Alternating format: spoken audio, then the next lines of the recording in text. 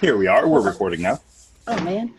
The resort activities, do we need to put those in our notes so we know what's Nope. going on? You're going to be able to look from there. Okay, so what we're doing is your resort pass is good for 14 days. So you're stuck here for 14 days investigating stuff. We are on day 3. If you look at the combat tracker, the round number is the day. Oh, okay. Okay. So what you're going to do is you're going to pick an activity each day to do. You can do them together. You can do them separate. It doesn't really matter. But the order in which you're going to go is going to be based on a willpower save or wisdom will save. And that's only because initiative doesn't apply here. This is how quick you're going to get up every day and get your stuff done. So Bill. What? Combat tracker doesn't show us what round we're in. Yeah, it's at the very bottom. It shows us Lower right. Oh, okay. There it is. Okay. Yep. Cool. Thank you. It's in a different spot than it is in the D&D one. Of course. Yeah, they've formatted it differently, of course. I think, yeah. They just like to keep us guessing. They just keep you guessing. Yeah. All right. I wouldn't be able to DM. I wouldn't be able to DM a D&D one. I might be able to do a Pathfinder one now because it'll look fucking the same. It'll just be brown. And it'll have 1,000,001 feats. It'll have 17 jillion. I don't know about Pathfinder 2. I didn't get a chance to see that at all. So, and I'm not really keen on dropping. Okay, all right. Get it right now. I was going to say, how the heck did you go to Gen Con and not see Pathfinder 2 this year? I didn't get a chance to get a demo or get close to the booth because the Paizo booth was incredibly thick because they were just bringing out Pathfinder 2. So they had about 4 products. It was the debut this year. Yeah, just like, and 2 years ago was the Starfinder debut, so you couldn't get to the Paizo booth unless you wanted to wait for 5 hours, and I wasn't doing that. Oh yeah, so okay. That's why. It'd be like trying to buy. It'd be like trying to buy new minis for Legion. Yeah, that was kind of a pain too. I remember the Fantasy Flight line was like, stupid ridiculous. Yeah. They did it differently this year, but it was still a stupid ridiculous line. But anyway. All right. Okay. All right. Cool. So yeah. Day 3. So day 2 was the party you guys just finished. Okay.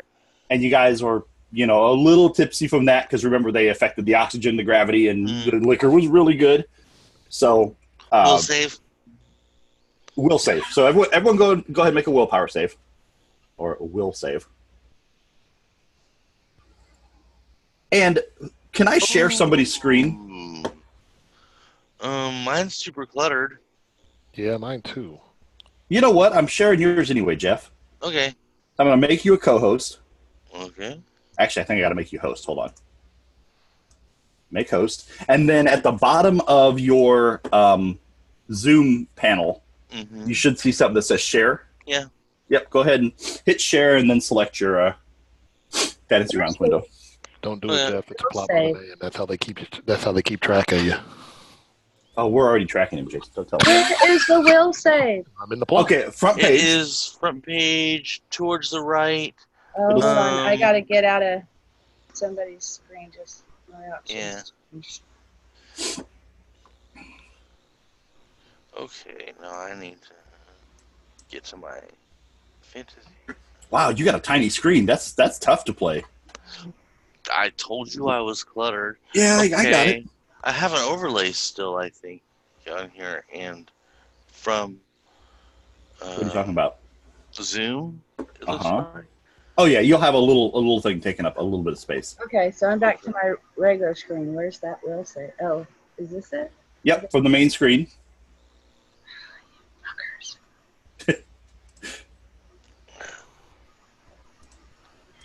I don't know what my daughter is doing to my keyboard, but she is jacking me up so bad. I can't pick anything up. Oh my god. Okay, at least Jason's around to roll a decent. Yeah, Jason's good at rolling everything but attack dice. Hey, as long as I don't get in any fights.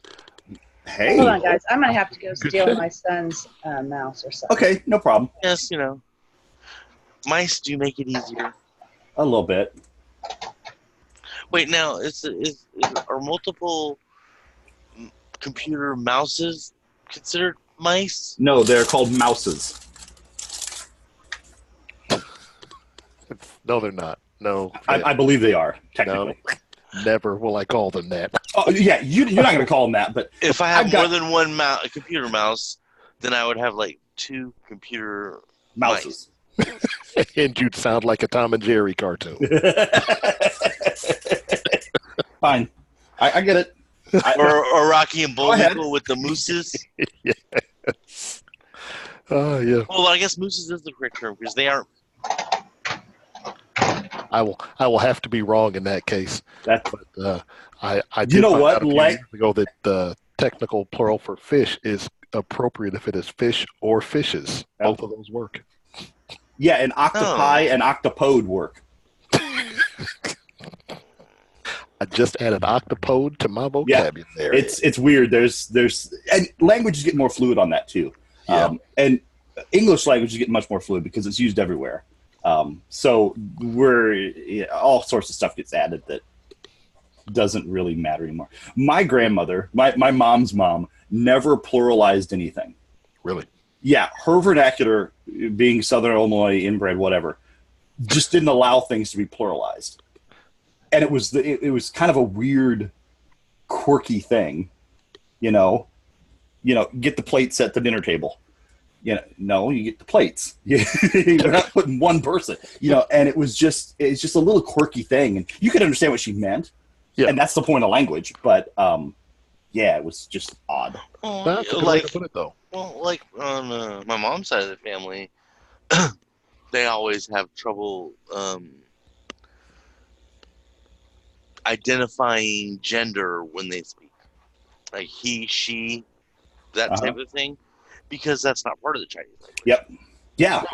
Yeah. And then other language. So if I had German as my first language and didn't learn English until I was in high school, like the other way around, they have 3 genders for nouns. So you have a masculine, a feminine, and then neither. Yeah. So their way, and that serves to conjugate every verb about that noun, is based on that and 6 tenses, and it's fucking bananas. But my favorite part about German was learning that they have a future perfect tense, which means you would use a single tense to make a sentence. Like in English, you would say, "I'm going to be glad tomorrow that I caught the late train today."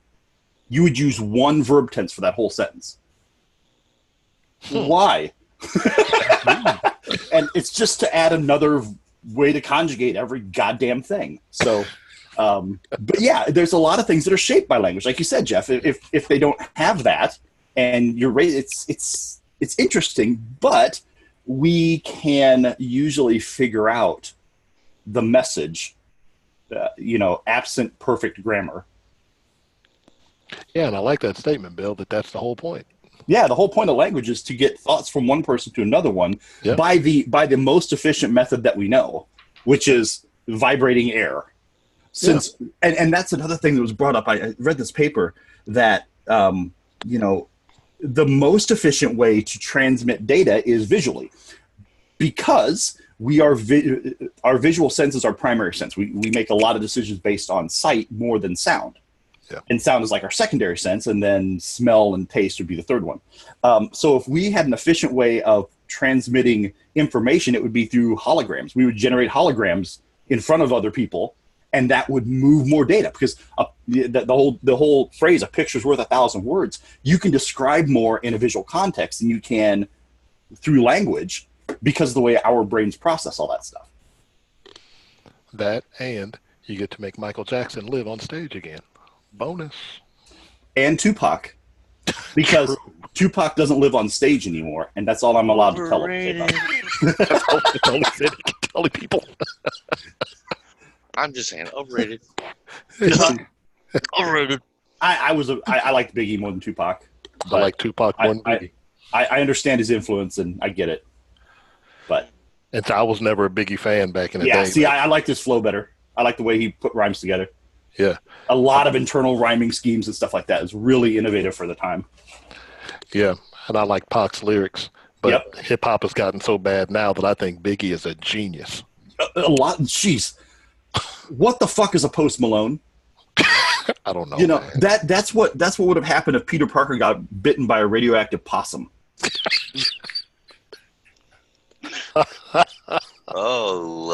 Kelly.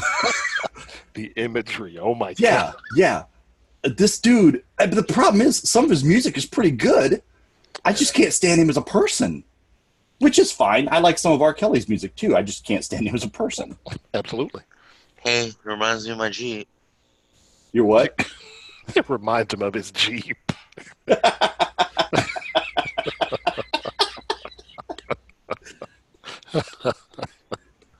Oh, Man, guys, I'm trying to write down something here. You got me.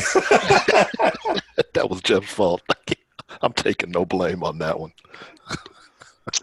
Hey, I didn't go the Ara way. Ara. Bill hit it on the head. We have to Ara. learn to be able to appreciate what R. Kelly did and go, Jesus, he's an awful individual. Yes, he is so bad. I don't have to burn all of his Bad, CDs bad, or eliminate you know all his it. music from my library, but fuck, he's a terrible human. See, and you have to recognize that. That's really all you got to do. You could enjoy Michael Jackson songs and realize that dude was really creepy. Yeah. You know, A genius, but a genius, but creep. And sometimes those two things are unexpectedly linked. And I think it's just a matter of time before we find out that every person who we've considered a genius is a creep in some way. oh yeah. Like how Albert Einstein married his teenage niece. Ooh. Yeah, see, I didn't know Yeah. Or that- Elvis. Elvis. Yeah. that. Yeah, but was Elvis really a genius, man? I gotta throw that out. Elvis was a really good puppet. Yeah, I hate to say puppet, but no, he was a marionette. He was brought out to shake his hips and sing songs other people wrote. Yeah. And he did great, and he influenced the transition from country folk to rock and roll. So Yep. there's an important thing there. Yeah. He made it okay for white people to like the colored music. He made it okay for white people to like colored music. Exactly. He did. Did you say the colored music? Because that's even better. Oh God. 'Cause Yes, I like I when did. people put the in front of things, like Yes. Facebook. Well, Oh, but I mean, the Facebook was originally titled the Facebook. Yeah. Yes, it was.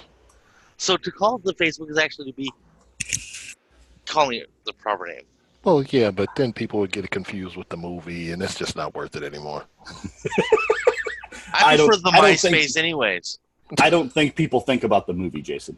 Oh, I do. Brenda Song was in that movie. Okay. So, yeah. I don't even know who Brenda Song is. Okay, quick. Oh wait, no. She was Stu seems to be struggling to connect here. she was a Disney kid who got super hot when she got older. Oh, okay. Oh, she's the Kung Fu Princess chick. God, maybe? I don't know. I didn't watch Kung Fu Princess. Oh, yeah, I did. Jesus, yes, I did. Yes, I did. Oh. Whew, hours and hours of my life I'm never going to get back. She's Asian. Yeah, she is. And she'd be hot if she was Swedish or Polish. I or- was it wouldn't matter. talking to someone about this, and when I was growing up in these tiny little white towns in northern Illinois, the only non-white people we had were Vietnamese people, and it's because it was in the 80s, and a lot of people brought their war bread back with them. Okay, to be brutally honest. So And boat people. boat people, but boat people didn't make it to Rockford, Illinois. They stopped way before then, or kept on going. But so in general, the Asians aren't mysterious to me. They're the people I grew up with, and there wasn't anything odd or exotic or anything else. They were, the mom that cooked cabbage in a weird way. And then a whole bunch of the only mixed kids I met until I was in high school were Vietnamese and cracker. So that's just Oh, shoot. I don't know if I tend to think that seeing anyone is weird, and I don't know if I did as a kid either. I don't know, I think a lot of people, I don't know, that's the way I felt when I showed up in Decatur. Was what? that people saw you as weird. Yeah. Yeah, it's because our minorities here don't tend to be Asian-ish. Whereas Right. if you go to San So- Francisco, they have all the Asians. Well, and the other thing to Still on put the it into wrong side of perspective small town. is Yeah. going to DOD schools. Okay. Everyone was like me. Yeah. Then I show up in Decatur, Illinois, where No one's like you. Well, because I'm not really Asian. No, You know. but Yep.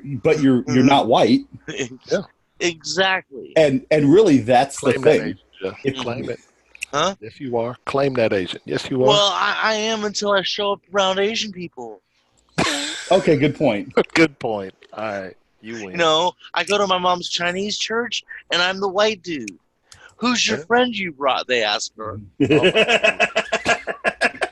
Oh, my Lord. I just learned Hmong. I learned a term, HMONG, which is a particular Chinese that I'd never, being super white and dumb, Mhm. hadn't really put together that there's got to be all these different Chinese cultures. Oh, the Hmong people? Yeah. They're more. That's more Southeast Asia. Okay. The So it's Vietnamese, Vietnamese, Cambodia, Indonesian. Laos. Yeah.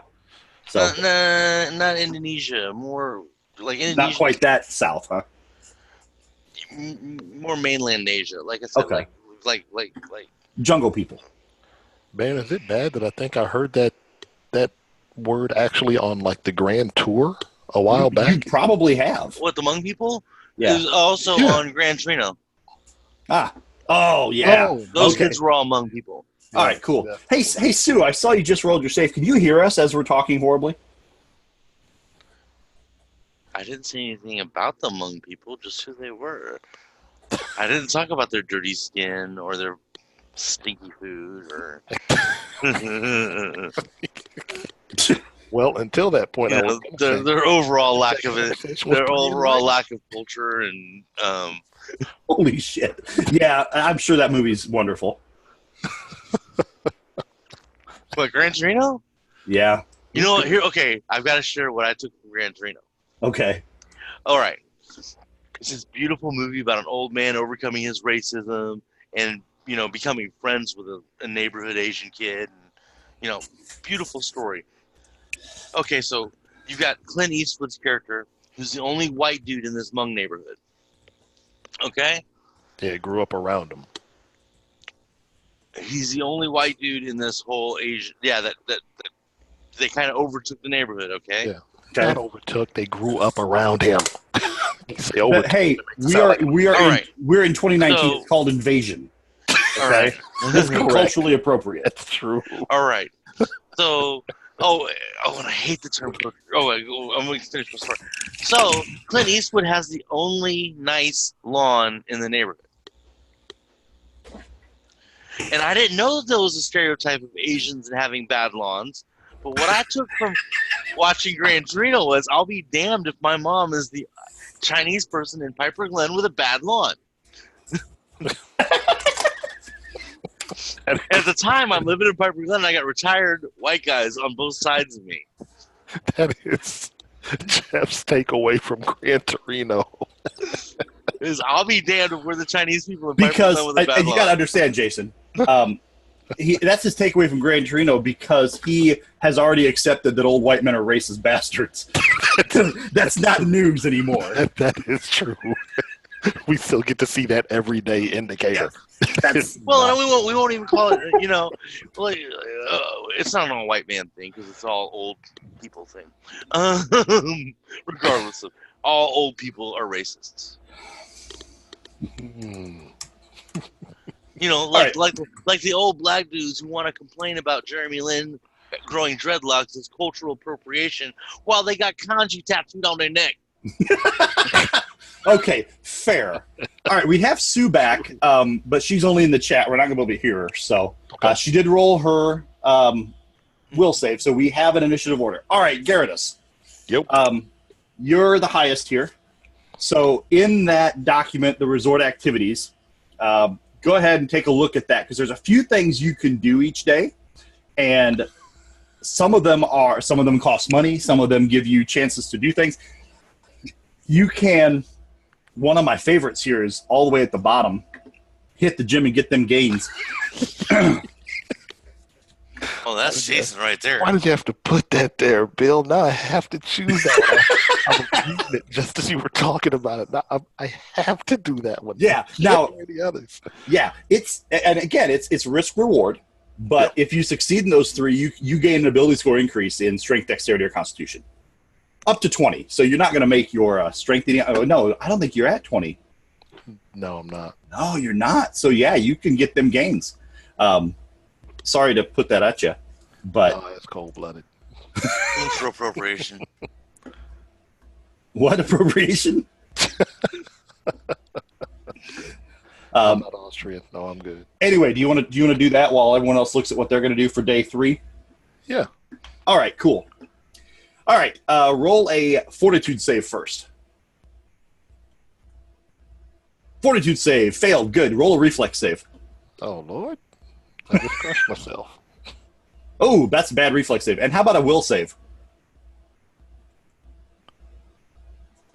Will save at 19. Oh, you made the will save. Good. So roll 4d6. So look at the 6-sided die down below. Yep. Right click on it and select 4, Son and then of roll that. That's awesome. Hey, you know what? That's the thing. All right, that's 9. Now roll 1d4. Oh, nope. That's not what I wanted.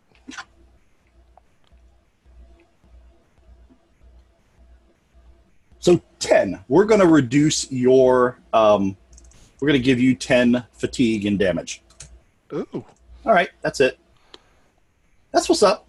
No big deal, right? No. Not All right, right cool. now. Like this Not right. second. No. No. And there are ways that you can heal that fatigue in your daily activities as well, like a spa visit. I like spa visit. Mm-hmm. All right. Sue is next. And we can't hear you, Sue, but if you type in there what you want to do, we'll get right on it.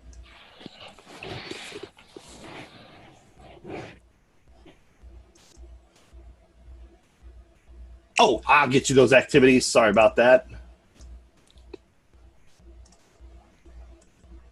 Sharing them all to you.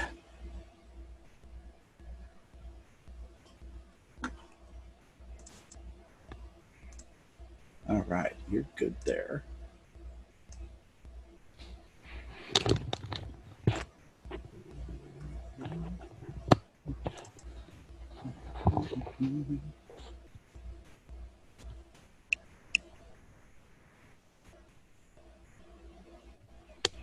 Mark this. While Sue's doing her thing, let's let her read that over because she's a little behind in the spoken activity. So, Jeff, do you know what you want to do? I'm gonna make some friends. Make some friends. Okay. Where at? Oh, make friends. So, which NPC do you want to do? And you notice you can click the little dot there. Yeah. I want Kane. Kane. All right. Kane Zeffel, the security Kane guy. Zeffel. All right. All So, right. what kind of skill would you think that would be relevant to him that you'd like to do a skill check with? I think interactively, probably bluff. Okay. All right. Cool. I don't see where where the DC is, but DC 22. oh, okay. So yeah, go ahead with bluff. Hey, look, you made it. So mark on your sheet, Kane, and then a little plus sign. Okay, let's see. Little notes, maybe. Yeah, that's probably the best place. Kane. I guess I have to type it in.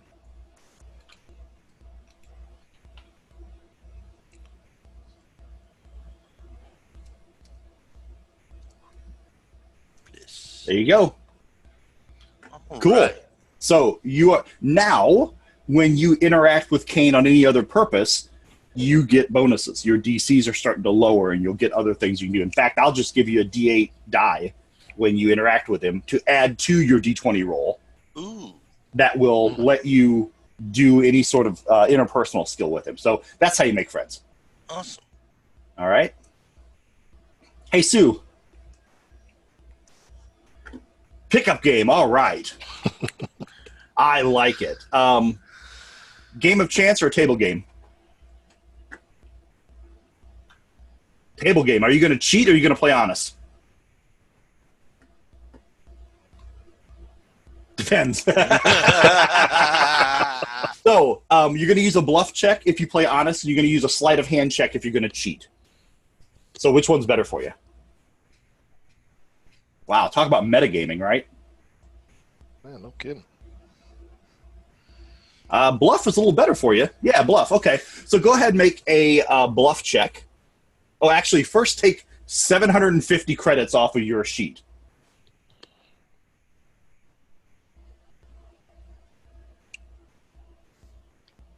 God, that's tough math. I wish there was a calculator here. Yeah. I need to find someone who can build a calculator in this shit. Oh, wait, in your start menu? Now, into the financial assets. All right, so that'll take you to 1910 when you start the game in your credits. So just go to the inventory page. There we go. You said 1920. It's supposed to be 1910. Stock market had not crashed yet, so that's a better year. All right, so roll your bluff check. That's a pretty awful bluff check. You did not make any money on that. Do you want to play again? Because I'll let you keep doing this if you want. Play a game. All right, take another 750 off, so that'll bring you to 1160. Hey, Bill, do we still have our 5,000 gift allowance that we can pull money from? You absolutely do. And to make things simpler, I'll even let you just add that to your credits allotment. Boom. So just put 5,000 credits there. It's going to be easy enough. Y'all will spend that in the next couple days, so I ain't worried about the change left over. So really, Sue, you can put 6,160 in there because you've got that 5,000 gift credit anyway. I'm rich, bitch. I'm rich, bitch. Yeah, at 750 a game, maybe not. But let's roll that bluff check again. You can do better than 5. I bought this baby cash. That's a lot better than 5. Okay, so you gain 300 credits. You had a little bit of a success, so add 300 credits to your thing. So you should be at 6460. You've got a negative 6460. That's awesome. That's okay. That's just a slip of the hand. All right, you want to go again?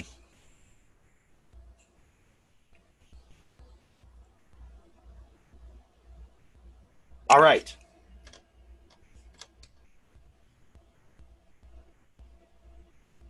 So 5710, I'll do that part. 5710. So I'll do your credits. You just go ahead and make your skill check. There we go. Now that's 6 over 20.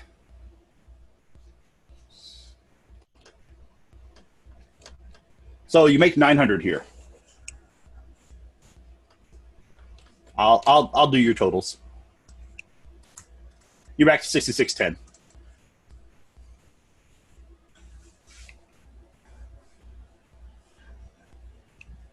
All right, we're going to call that your day, okay? And we're going to get to things that happen in the evening. All right. So you guys went to 3 separate places. Jason went downstairs to the gym and did his workout and got toe up because that's what Jason does if he doesn't work out every day. You have a fine and restful sleep, Jason. There's nothing real impactful that goes on to Gyarados that would seem odd or out of the ordinary. Fetty Morka, Sue, as you're, this is going to get interesting. I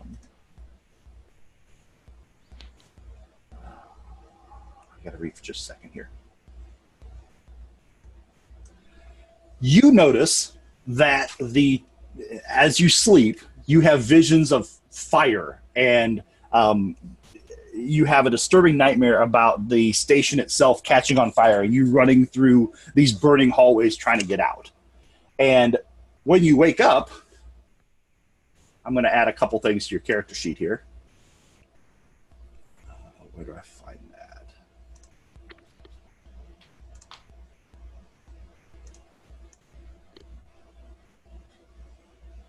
All right, I'm going to add something to your racial traits.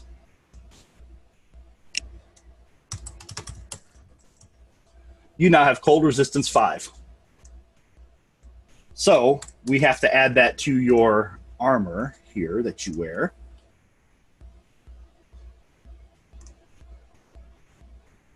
That I'll have to figure out how to do later. But you now have cold resistance 5.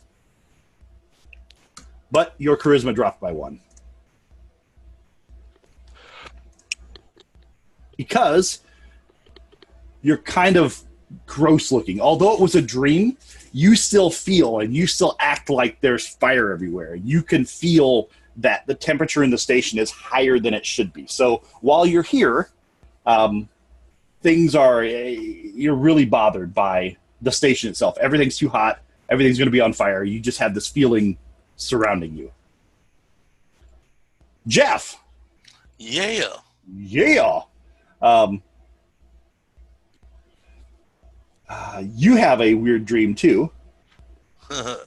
All right. When you wake up and you go to the mirror and you notice that your eyes are absent any color. They are milky gray at this point. Okay. And as you look at them, as you're looking in the mirror itself starts to change and everything behind you starts to go almost a negative tone. Things that were black are now white. Things that were white are black, and purples and yellows shift. And all this perception around you changes, and everything seems inverted and opposite and alien to you. Okay. And at that point, you wake up. And you realize that, it was a dream. It was a weird feeling, but you definitely felt like you were being pulled into the shadow realm. You were being drawn into an extra-dimensional space. You get Dark Vision 30. Yeah. Oh, so I'm sorry, Dark Vision 60. Even better. But every time you have to look like that, your eyes do kind of gloss over. You can't see it yourself, but the actual iris and pupil of your eyes disappears as you use this sense. Kind of like Vin Diesel in Pitch Black. Kinda, yeah. But now you can't handle bright light as well. So you can be dazzled more easily, which I'm going to add to as a racial trait. Okay. Or I wear shades. Yep. Light blindness. So now the station itself, there's too much fucking light. So you realize that every time you go out to places, and going into that big garden in the middle would probably be painful to you at this point. But as you walk around, there's the lights that emit are really shocking to you. And there's too much light on the station. Just personally for you. Right. Don't take it personal, but it's all you. All right, let's make willpower saves again. And establish our order for the next day. Day 4. Hey, good job, Otto. Boom. That's going to be tough to do better than. We got both ends of the spectrum. We sure do. All right, Otto's first. Okay. What's the plan for today? Buying sunglasses. Yeah. You could actually open up items and shop for almost anything you want, except augmentations and graphs. They can get it to you here. It might take a day, but you can find anything you want to find here. Okay. You can watch a show and earn experience points. Oh, something I'm going to say that is a diversion from how we normally do experience points in anything I run or in D&D. If you're not here, you don't get experience because you didn't participate in the story. And I have to do that because there are certain activities you can take here that give you experience, but not other people. Right. So everyone's XP track will be slightly different. We may not all level up at the same time, but if you're dealing with 100 or 800 experience points here and there at level 7, it's not that big of a deal. I sat up last night and thought about that, but that's the only way it's going to work. Yeah. Okay. I also gave you guys way too much experience for last week's session because I should have been splitting that among 5, but I'm not going to change it. So you got that big boost. I'll take it. Yep. Ooh, I'm gonna get swolled. Get swolled? Okay. Go ahead and get them gains. Get your big on. Actually, I'm gonna get my quick on. Okay. Go ahead and make a fortitude, reflex, and willpower save. All right, here comes the fort. Boom. Boom. How about reflex? Come on, reflex. Boom. How about willpower? Ugh. You found a way to freaking 20. because you don't get to control it. So roll 6d6 for me.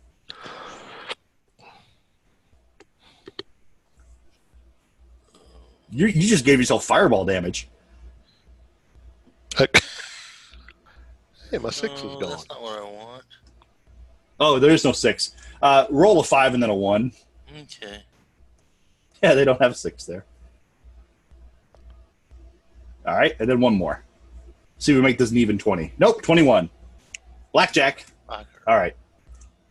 All right, so you're sore as shit from your day in the spa or in the gym. But I gain +1 on my dex? No, you didn't succeed those saves. Okay. Each failed save will result in the loss of blah, blah, blah. Succeeding in all 3 will gain your ability score increase. Succeeding in 2 of them will grant either acrobatics or athletics up to a max of 7. You succeeded in none of them. What we wound up doing, Jeff, was being old dudes going to the Yeah. gym and trying to get strong. You went on a machine you didn't fucking know. Okay. You used it wrong. And everyone in the gym laughed at you, Okay. which is the willpower check. See if anyone laughs at you. Wound up in the hospital. It ain't no Planet Hollywood. It ain't no plan. No, this is a judgment. This This is a high judgment zone. It's not a judgment-free zone. You can't hit the treadmill with your balls out. Nah. That would be a judgment-free zone. Damn you, Hans and Franz. All right, Gary, which is what I'm calling you now. Fair enough. I will actually, Gary. I will actually watch a show. Watch a show. All right. Yeah. Roll a culture check, and if you succeed, you can earn yourself some experience points.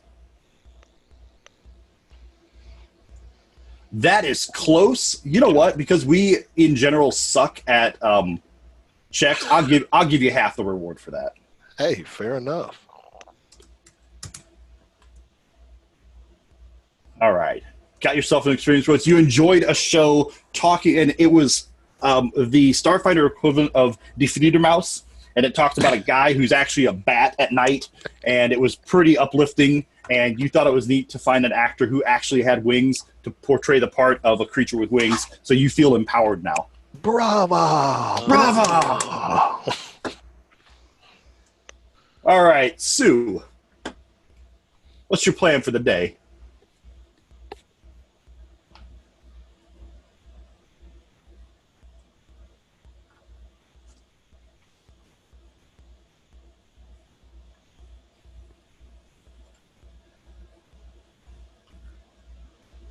Hey, Sue.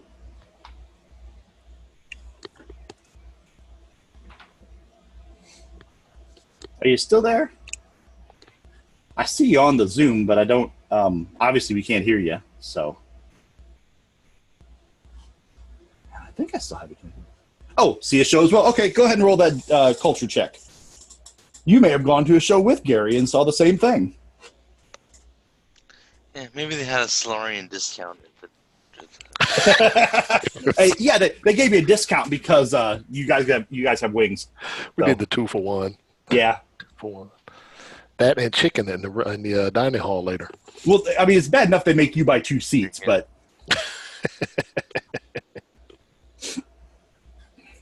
All right, so you roll a culture check for us. Big money, big money. No whammy. No, you didn't even come close. You didn't quite get out of the Die Fledermaus what Gary did. You thought it was the projection values were a little weird. You kind of got upset that they cast a person who always has wings as the thing that doesn't have wings all the time. So that kind of hit you wrong. Right, because she has wings. So yeah, but only sometimes. She has to be in a vacuum to have wings. So, And the place was too fucking hot, and they didn't listen to you when you said it was too hot, so you didn't quite enjoy it like you should have.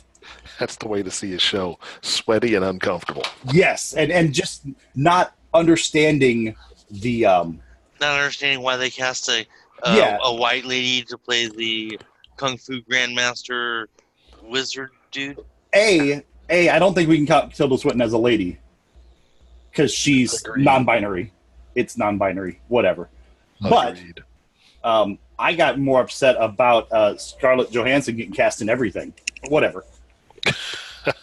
Why? We watch Scarlett Johansson in everything. Oh, I like her, and she's not hard to look at, but we could, diversify. Okay, so as Gary and Fenny are walking out of the show, and they've had their own separate experiences, as you're walking through a side hallway close to the elevators where you're going to have to move up, everything gets dark. The lighting itself starts to fade, and as you look around, it looks like it's only in the section directly above you, like a 40-foot by 40-foot area of the lighting overhead fails directly on you. The floor panels seem to shift a little bit, and but the thing that always operates and the thing you've kind of grown used to is the advertisements that pop up everywhere. So as you walk, the holographic ads still fly up, and this time you both see the same advertisement. And as it opens up, there's a dark alley somewhere, probably Absalom Station or whatever, kind of like the ad you saw for the armor. But there is a small dark figure that is running down that alleyway, and he looks like he's running down the alleyway independent of the hologram itself. So he's running down the passage, or he's running from your hologram into the passage and away from the darkness. The darkness kind of follows him for a couple steps, so that 40 by 40 moves with this dark creature that's running away, and then disappears as he rounds a corner. Can we chase down that corner? Sure. So you're going to give chase? Yes, I am. Cool. I'm going to actually put you on the big map because I want to show you approximately where you're at. Okay. You're in one of these back areas over here, and I got to change your size because you're swolled. And sore. Oh, my and neck sore. And my back. My neck and my back. My back. And I'm going to put Sue on here, too, because she's with you. And Sue is also big as fuck. Sorry to bring into my psychosis, Sue. So, you guys, do you see where you're at on the kind of 3 o'clock section? Yep, we're in the bull riding bar. Yeah. You're behind it. Yeah. No. I moved you. You're not in the bull riding bar anymore. I got to take that out. I'm going to delete that token. You're on the right-hand side now. Got it. By the theater. But yep, behind the theater. Yep. Cool. So, the thing you were watching has headed northwest. Okay. So, we're going to use the initiative that we determined. So, Gary, you can go first. And all you got to do is drag your token. Oh, okay. Now you have to help me with how far I get to move this joker. Okay, you get to move a total of 6 blocks. 6 blocks for my size? Nope, 6 blocks total. So watch. 1, 2, 3, 4, 5, 6. Oh, wait a minute. I missed that. Okay.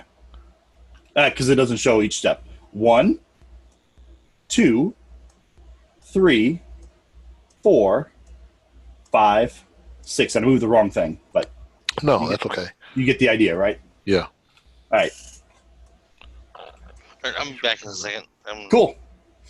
Doing your thing. So I've already moved a couple there, I think. Mm-hmm. Yep. So that's 3, 4, 5, 6. That fits, right? Yep, that fits. Okay. All right. And as you look north, you can't see that darkness anymore up there. But that's where he ran. Okay, and we are still in the dark? No, you're not in the dark anymore. The darkness actually followed the image that projected out of your hologram advertisement. Okay. So if you want to take another action to move again, you can move 6 more because there's really no other action to do other than wait and look. Okay. So 1, 2, 3, 4, 5, 6. Will we consider me fitting there Drop it. Let me see. if I drop that? Oh yeah, you're good. You're Okay. good. As long as 3 of the 4 blocks that you're on are completely open, you're going to be fine. Okay. All right. So you can't see. You see a few people moving along up here because this kind of sidewalk you're on is a pretty popular thoroughfare. To the right, you have the contemplation lounge where you can sit and relax. That looks every bit as peaceful and calm as you imagine. There's a couple people sitting there that don't seem to have any idea that something's happened. And then to the left, around that trail that leads south, Yeah. you can hear some people down there, but they're having standard conversation. Nothing real significant. Okay. So, Sue, you want to take your move? You move the same way, so yeah, you just move faster. Was that a single move or no? 1 square for each. Just take up 2. So that would be a double move.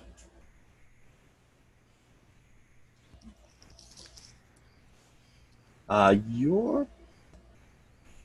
think her perception. Can I do a perception check? Sure. You type that into your character sheet, but that's okay. You can do a perception check.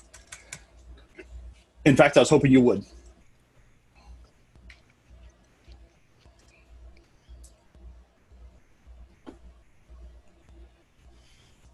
So go ahead and roll that in the thing, or press the perception button.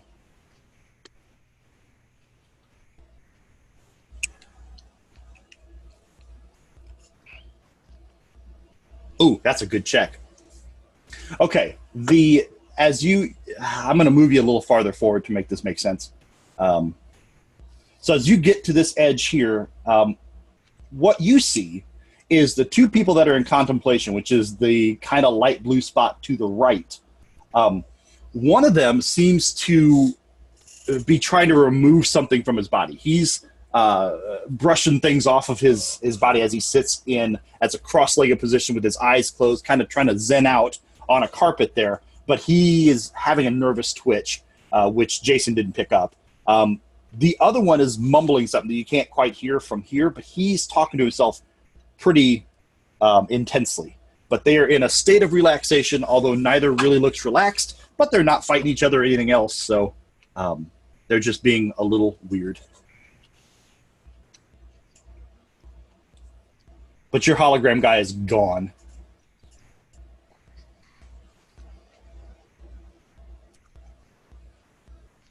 All right. Back to the evening. It's good that Jeff's not here because he has normal dreams. You guys have weird things that are going on. So I'll talk to Sue first. Okay.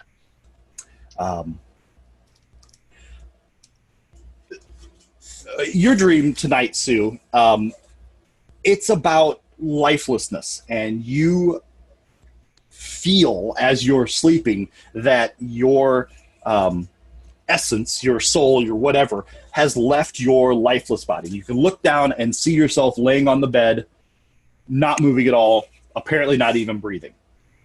And so as you watch from a third-person perspective, your body wakes up and starts to do its normal daily routine, but everything is indifferent. Everything is hollow because you're not totally in control of what's going on with your body. And at that point, you wake up normally, probably a little sweaty because everything's too fucking hot still. So I have to add more things to your racial traits here. Let me make sure I put it on your page.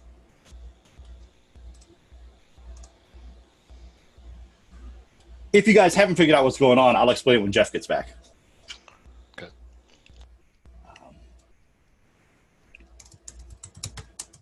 You have an ability called Deaden Emotions. All right. Hi, Jeff.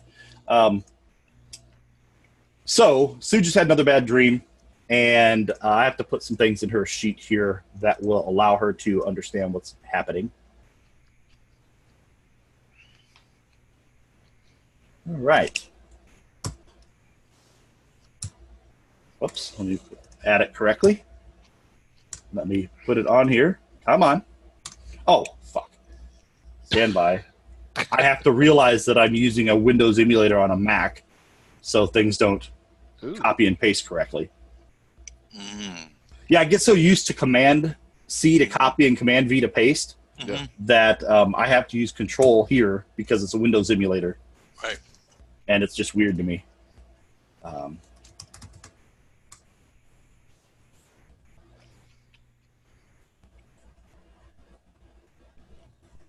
Heck, I just recently learned how to use the Control key to copy and paste. Because you were not at StarTech when I was, because I taught everybody that. Okay, so Sue, if you look at the Deadened Emotions button I put on your racial traits, right below Cold Resistance 5, this says you gain a +2 insight bonus to bluff checks and saving throws against mind-affecting effects. You are now less susceptible to charm and hold person and those things that affect your mind directly. Detect thoughts, things like that. And you can feed back to the creatures that try to put those effects on you.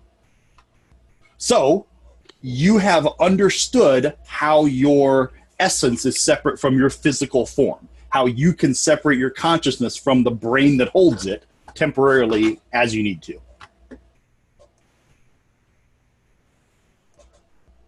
So, but you don't gain as much bonus when people try to inspire you because you're kind of dead inside. All right, now. What did I give Jeff? We're gonna talk through Gyarados' thing and then what's going on here. All right, Gary, you dream about being the biggest person anywhere. And you're a pretty big dude, okay? But in general, you don't use that as an intimidation factor unless you need to. But you dream about the ability to do that, how you can be more imposing, how you don't have to take shit from the smaller critters.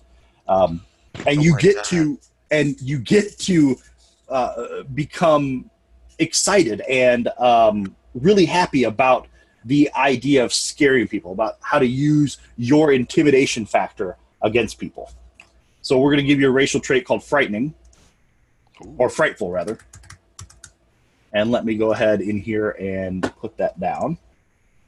You find joy in scaring others. You can use intimidate. You can use the intimidate skill to demoralize others as a move action. So if you had good intimidate, which I think you do, you can use it as an action to demoralize others, to make them think better about leaving. But your mind is so focused on spreading fear that you're susceptible to mental manipulation. So I'm going to add that here too. Okay. That's totally a dream you've had in real life, Jason. All right, so if you press the button that right next to frightful, right below flight, it'll describe all those effects. That's a good question, Sue, and that's what we're going to discuss. So what you guys are figuring out is, depending on your willpower save, which is what we're using to establish initiative, but it's actually a willpower save, you can become more susceptible to what's ever happening on the station. So each time you get these manifestations, these strange dreams, and these powers that come from them, they seem to be linked to the ship itself. More strange things begin happening around you. This corruption seems to be growing aboard the station itself. And you see other people reacting in strange ways too, or whether it's tics or mumbling amongst themselves or walking and then just stopping before moving in. And that's not just people in Walmart when I'm trying to fucking shop. That's just people going about their business and just pausing, like everything's drained out of them for a few seconds, and then they start moving again. So as you guys interact on the resort, you see this affecting, dazed and confused, or it's kind of like that, Jeff. That's exactly what I was thinking. Yeah, you're definitely dealing with things that are not of apparent origin. So I think you guys have figured that out by now because all of you have failed to save. That didn't take long. Good job. Hey, we Way got- to roll crappy. Yeah. Way to roll crappy. That helps. We can. So we have another thing. You're on day 5. So let me go to the next event that's happening here. You still got several days on this resort. We'll get back to what you want to do each day, but there is something that is going on if I figure out my right button here. Dun, dun, dun. Dun, dun, dun. And the roll initiative, motherfuckers. All right. You guys, all 3 of you still have the Keys of Elysium running, right? Yes. Okay. That tells you that there is a soft quarantine engaged on the start of day 5. Okay. You're not allowed to go to the airlocks anymore, the docking area itself. So there's guards posted at the airlocks that go to the docking area. So you can't get to your ship, which I haven't actually drawn up for you yet.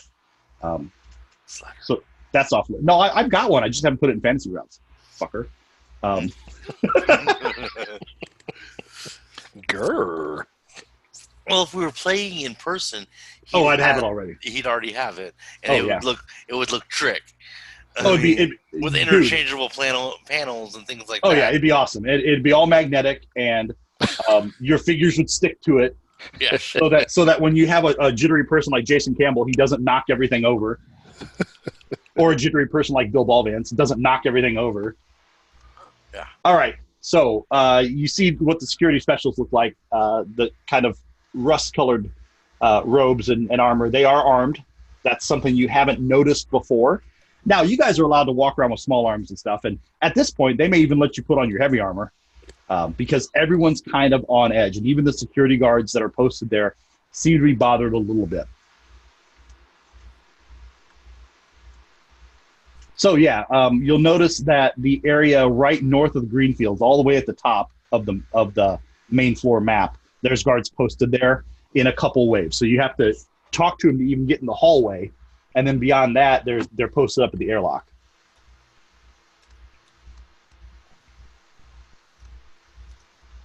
So that's the current situation. What do you guys want to do for the day? I was just noticing that this security guard looks an awful lot like Kobe Smulders. A little bit. I see it now. The cheekbones aren't quite as pronounced, but I see it. Mm-hmm. Okay, so what are we doing now? Yeah, what are you going to do for the day? I'm going to. Actually, let's roll those willpower saves first. Okay. We're going to get to that on your turn, Sue. You can investigate as your action. All right, so, wow. Yeah, Otto. No, So you want to Stay together, baby. No, I want that later. I want that 20 when I'm trying to do shit. I just hit my 19 for the month. You'll be okay. All right, so Otto's going first. All right.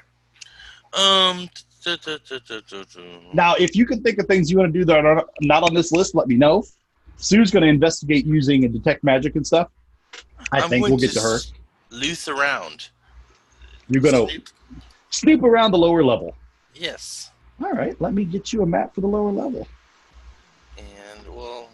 And you got some rolls to make, but I can... Yeah. All right, so I got to do... Damn, how do I have 10 pages of maps for this fucking thing? So first I need a stealth check. And it's DC 28. Ouch. Oh, you got stealth though, right? Yeah. I got roll 14 or better. You rolled a 16, Yeah. You're good. You're good. Let me share... Oh, fuck. Hold on. Let me share this map with you. Mm-hmm. It'll end up being shared with everyone. That's okay. This is what the lower level looks like. Okay, yeah, I remember that. Mm-hmm. Yeah, and Jason, you know the gym that's in the left hand side. You and Jeff both know the gym as the Palace of Pain. I actually used to work for a dude who was super swole, and so was his wife, and they were personal trainers, and their trading company is called Pain 101. Nice. Yeah, That's also the name of a hot sauce on the Hot Ones. I bet it is. Is it really? I gotta shit, you remind me. I gotta order more of that stuff for my wife. She went through her first three really quickly. All right, so you are down in the area down here. Let me go back to resort activities and see what we're doing when you snoop around. DC 28 check. If successful, roll a DC 28 perception check to understand some sort of secret. Okay, now here's the hard part. Where is it at? Perception. That's close. That's so close. Okay. What you realize is over in the server room, which is to that's about 8 o'clock on the map. It's the room with the 4 boxes. The 4 blue boxes. Yep. Yeah. You can't get in there, but it does have small windows where people can look in and see if it's on fire or anything like that. Uh-huh. That passage to the west looks really suspicious to you because it leads to where there isn't station anymore. So that could be another loading dock. That could be another airlock, something like that, maybe over that direction. Yeah. The other thing you notice is the room north of that, the staff lounge. It's got like 3 tables with a couple chairs. Yeah. You kind of burst into that, and the passage to the west of that looks a little suspicious too. There's a door on the west side that doesn't appear to go anywhere. Everything is accounted for here as far as beverages, food, whatnot, so that doesn't look like the type of door that would go to a pantry. Plus, it's a high security door. It's as secure as the door into the server rooms, and it's just hanging out in the break room. So those are your clues. That's a pretty good day, Jeff. Yeah. You're uncovering some secrets. All right, Gary, what's up? Am I still? I'd like to get at some of those guards who are guarding the airlock. Okay. You'd like to do what with them? I'd like to diplomacy them. Diplomacy the fuck out of them. See if I can actually get this to work. I'd like to diplomacy them to see if I can actually figure out what's going on without having to choke and hold everybody. Okay. Are you going to use fear for that? Like intimidation? Not yet. I think I'd rather do it the easy way first. Okay. Let me find your character sheet. There it is. So, diplomacy. Jesus, you got a high intimidate too. Okay. All right, diplomacy the fuck out of them. First level diplomacy is going to be DC 20. Woo! That was a pretty crappy roll, but you still made it. Okay. Yeah. So you're talking to the guards. They're not happy about the situation either. From what you can understand, what you get out of them is they don't know exactly what the quarantine conditions happen to trigger this, but it's a soft quarantine. They still are allowing things in. It's a temporary lockdown. They want to, have a chance to investigate a little further. But it's something to do with some people starting to freak out.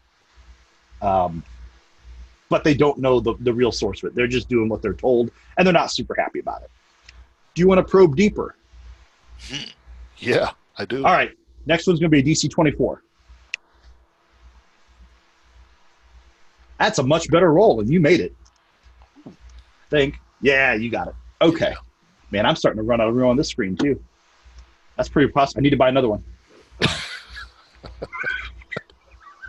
All right, a little deeper, and let me see if I can give you a nice clue here. Hang on. I've lost all my things.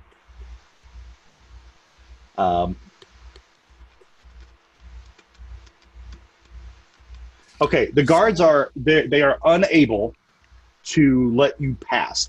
They're unable to let anyone into the docking area. And they don't know that anyone's in there right now. Typically, when something like this would happen, they're trained that there will be some sort of, hazmat-suited people that are going to investigate everything else. But they're really not sure anyone's gone into the docking bay yet. And while it's a soft quarantine, it feels harder than any other soft quarantine they've been trained about. As you're talking to the guards, Dr. Lohman, I don't know if you remember Dr. Lohman. We'll get her picture on here real quick. Just to... Oh, where the hell?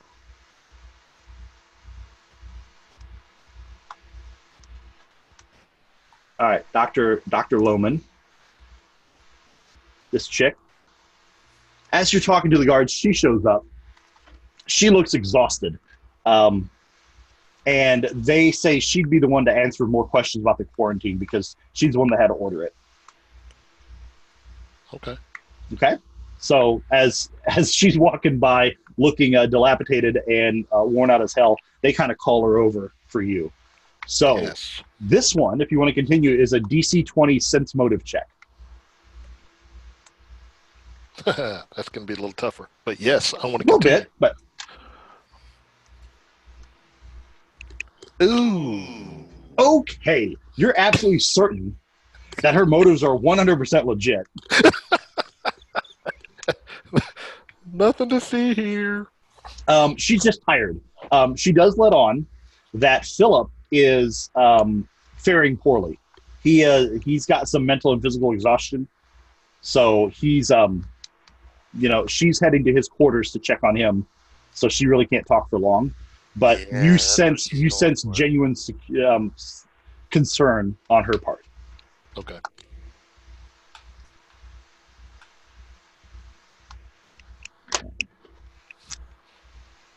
Now, all of you are here, and all of you have participated in learning more about this. So I'm going to give all of you 1,000 experience points, because that's a major plot point. So you can go ahead and go to your sheet to the magnifying glass next to your class and level, and give yourself 1,000 experience points. A couple other good calls like that, you guys might break 8th level. Woo. Woohoo! All right, so finally we have Sue. That was a pretty good day, Gary. Thank you, sir. Good day, Tater. Figure something out. All right, Sue. Detect magic. So it's a mysticism check. Cool. Does it tell you what the DC is on the mysticism, or do I get to set it? I probably get to set it. And for you, I'm going to put a DC of 16 on this one, because it's going to be pretty obvious if there's magic afoot or not.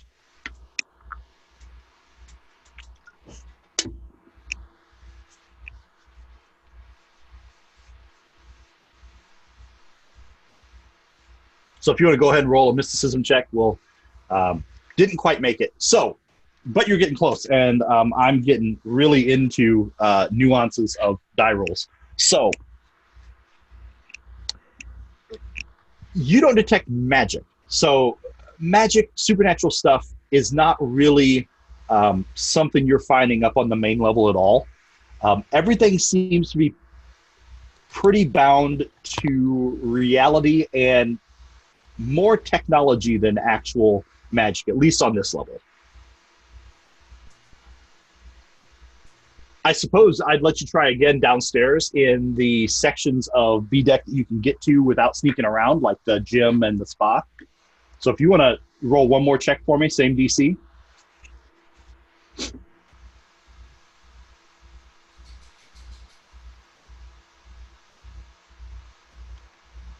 All right, now let me get you a good answer. So stand by for a sec. I want to know exactly how to phrase this.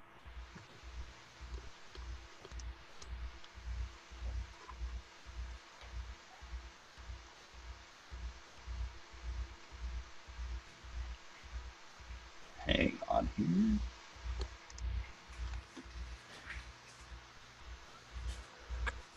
Okay, so down here, things are starting to seem a little more sinister. I don't know if magic's the right way to describe it, but there seems to be some connection with the plane of shadow. So some extra dimensional things are a little more detectable down here, like the water is a little off, or the guest services point in the middle of the second floor just seems a little different than it should. So you're sensing a little bit of shadow corruption.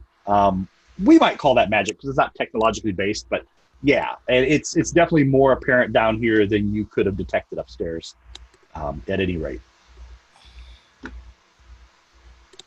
So I'm going to give you all 400 experience points each for that. No need for a perception check, Sue.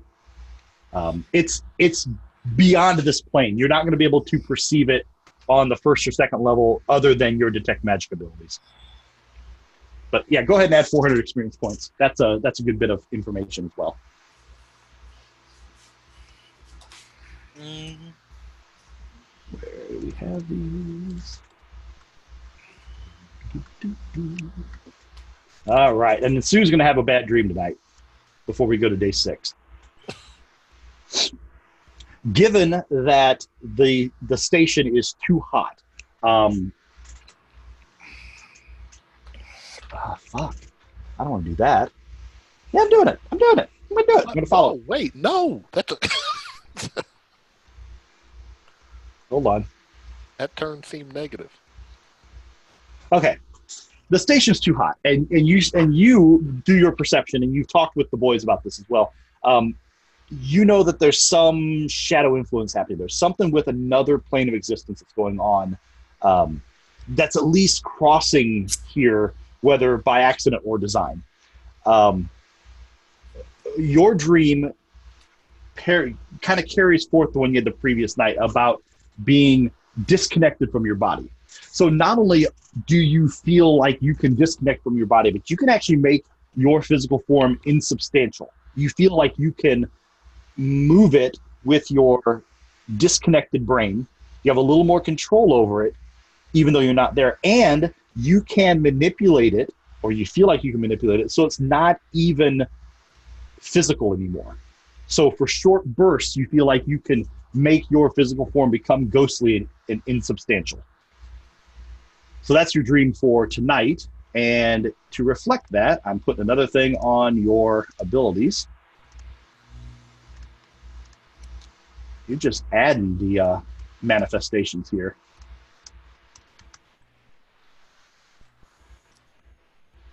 Insubstantiality.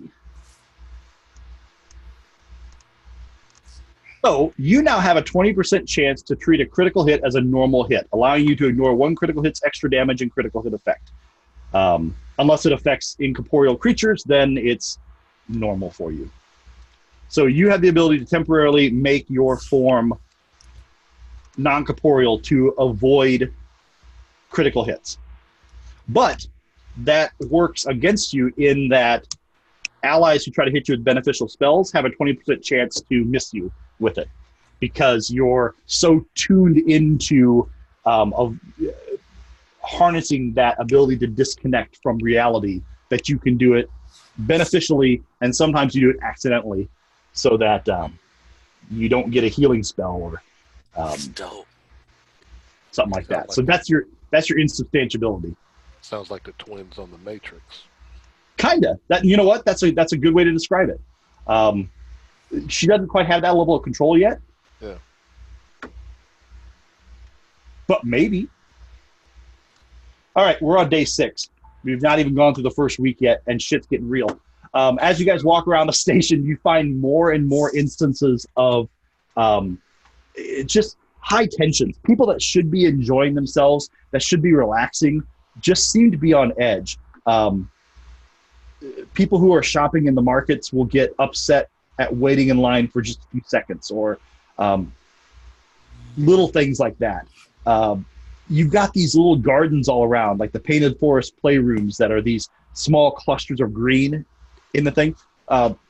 You start to notice some of them have been vandalized at this point. It's just like everything good here is being wrecked for one reason or another. And it's just this mounting level of tension among everyone on the facility.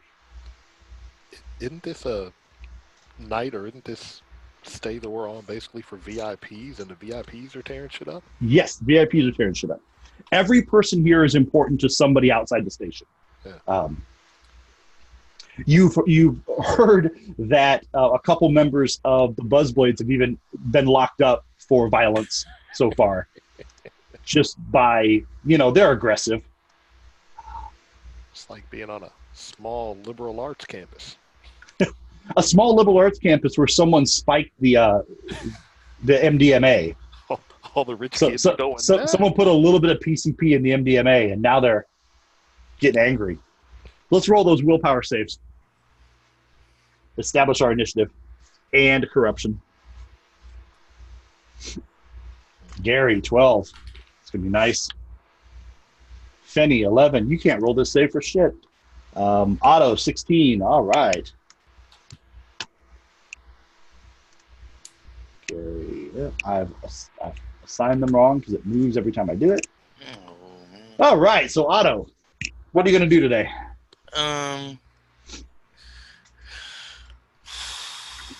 Let's see. More investigation. More investigation downstairs? Yeah. All right. Let's do that stealth check again. Yeah.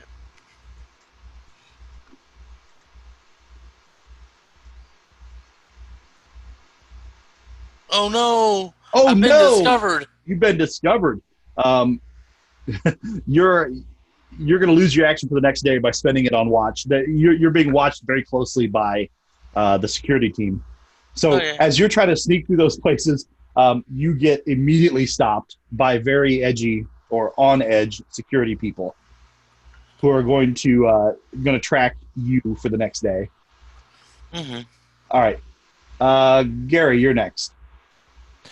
Do I know that Jeff has been put into Probably. confinement? I've been compromised. I know I've been compromised. Yeah, not confinement. He's just not allowed to do anything out of the ordinary or substantial. I'm not even going to let him do anything on the resort activities tomorrow. Oh, you got a chaperone, Jeff. Yeah. Yeah. You're in timeout. Yep. I pulled a hamstring. You pull a hammy, try to sneak through a door he shouldn't be in.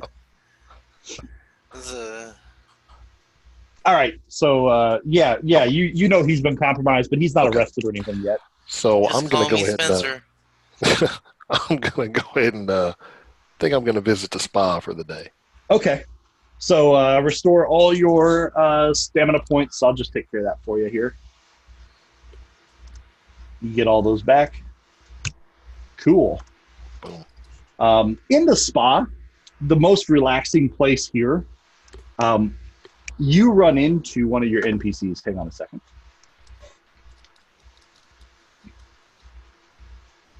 Okay, Risan. This chick. Okay. And you know it's her even though she's disguised in her other form, so she doesn't look nearly as gross. She's disguised as a female Rithani, but you've met her. You know who she is. She is actually in the spa. So remember, she was the workaholic that missed the big gala. But she's in the spa trying to relax, trying to get some sort of respite. So you, as a lizard, you see her laying on a hot rock or something, whatever lizards do. But yeah, that's kind of your insight for what's going on in the spa is even this stone cold, emotionless lizard is starting to be affected. Can I go lay on a hot rock with her? Sure. You can kick it on the hot rock. And then I want to diplomacy the hell out of her, too. Okay. Diplomacy DC 22. You can do it! Yeah. You did it! Holy shit! Okay. So, what kind of inquiries are you doing with her? I want to know what's got her so troubled today. What's bothering her? Okay. That was such a good roll. She lets on that, without saying it directly, that there's something in the lab that she's been working in that is just not right. And she kind of hints that they've done something they shouldn't do. They pushed the envelope a little too far, and they've done something wrong. And she was actually she mentioned the pirates that were captured and how the pirates have made a good point and some of these things never should have happened Things like we shouldn't be here, or we picked the wrong rock, or things like that. So she's not entirely coherent, but you get a lot of good information out of her. Okay. And I also, because of your exceptional score, I put in your notes that you've improved your rep with her. Cool.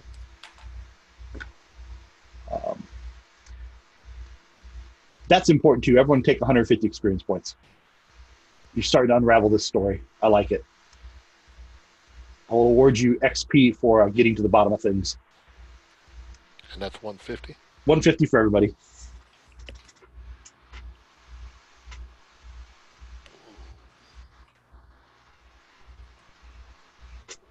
And you got your stamina back, so. Yeah. All right, Finney. Sue, I see you're reconnected there. Build a friendship with Dr. Lomar. Good thinking. Yes. You guys are about to unlock some really good stuff. All right, so that's, you choose a skill you want to use. Maybe culture. You can talk to her about different cultural things. There you go. Yes, that's a damn good roll. Okay, so you got Dr. Finney or Dr. Lomar. I'll put that on your notes here.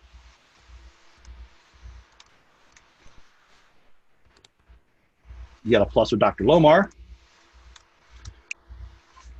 So you guys, you sought her out in her the place where she works.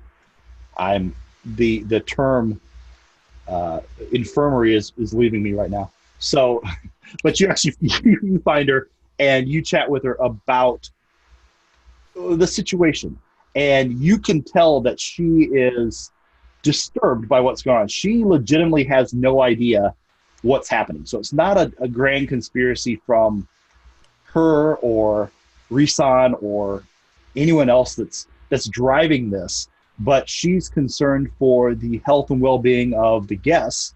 She's concerned also for herself. So at this point, even though she is gifted with all this knowledge about how to avoid pathogens and how to stay away from endangering yourself through the course of medicine, she feels that she is not protected enough. She doesn't know enough to even protect herself. And she's almost to the point of making the call to cut off, to go into hard quarantine, to not let anyone come here because it's so bad. Take a look here. Checking one more thing out. She also asked if you've seen him. If you've seen the little guy running around, the shadow guy. Because she keeps hearing, and she's seen at one point, this thing that's running around the station. And it looks like a gnome or a halfling, but it's completely pitch black. And it runs around and carries shadow with it. And it seems to be found at places where bad stuff is occurring or has occurred. So she's wondering if you've seen that too.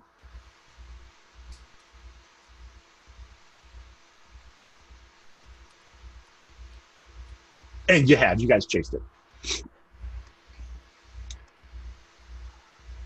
All right, another 150 experience points.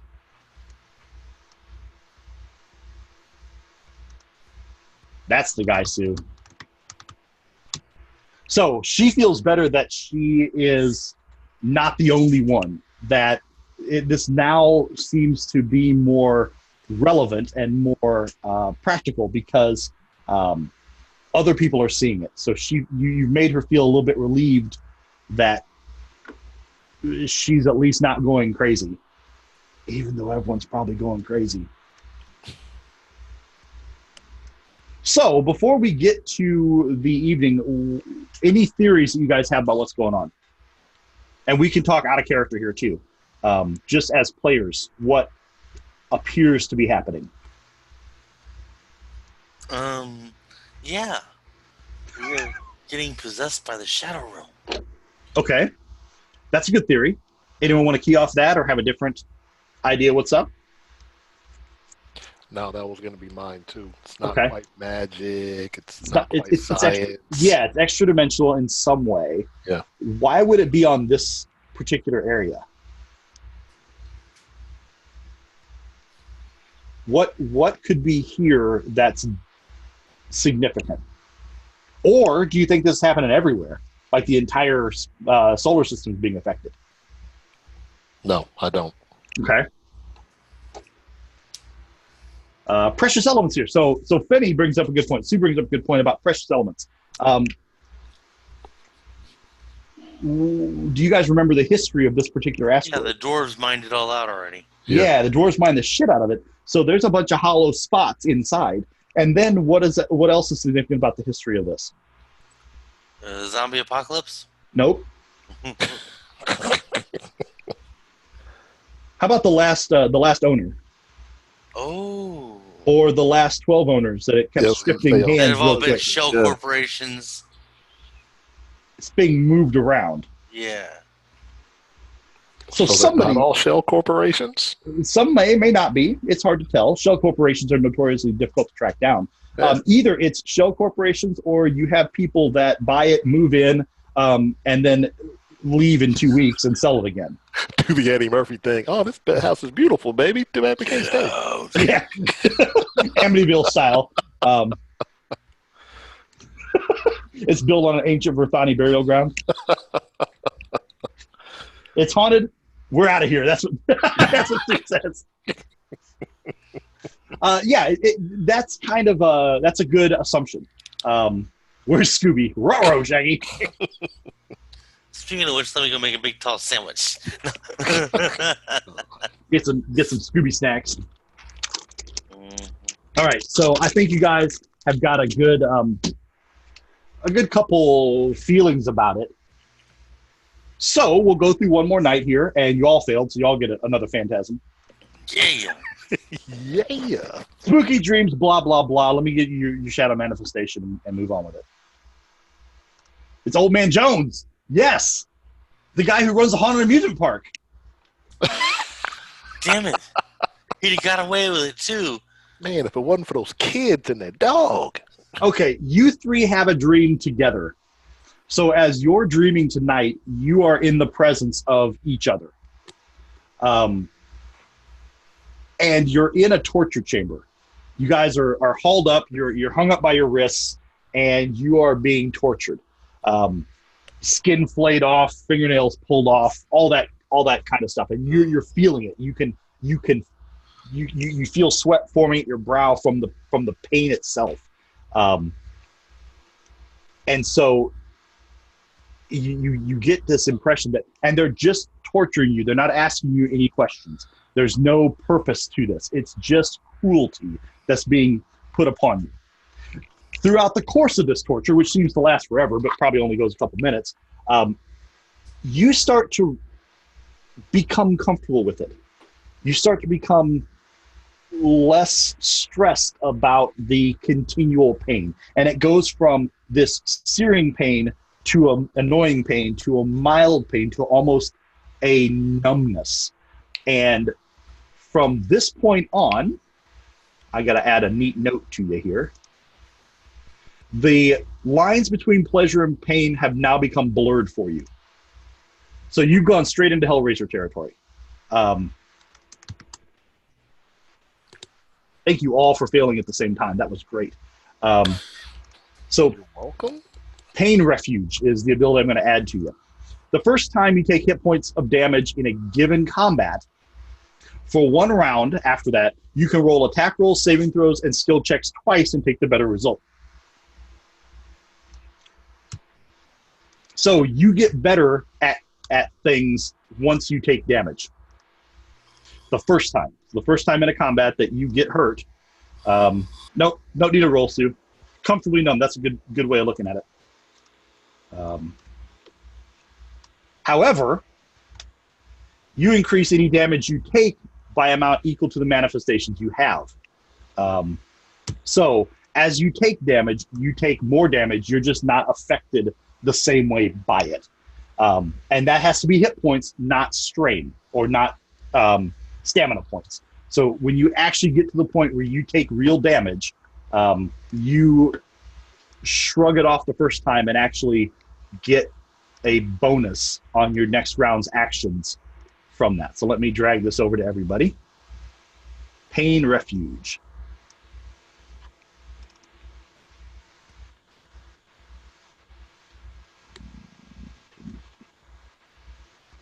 All right. So Jeff is currently at Pain Refuge +1. Gyarados is Pain Refuge +2. And Sue is at Pain Refuge +3 because of the amount of manifestations you've gotten so far. So this place is definitely affecting you in its own way. Yeah. So your fucked up dreams are having effect on reality.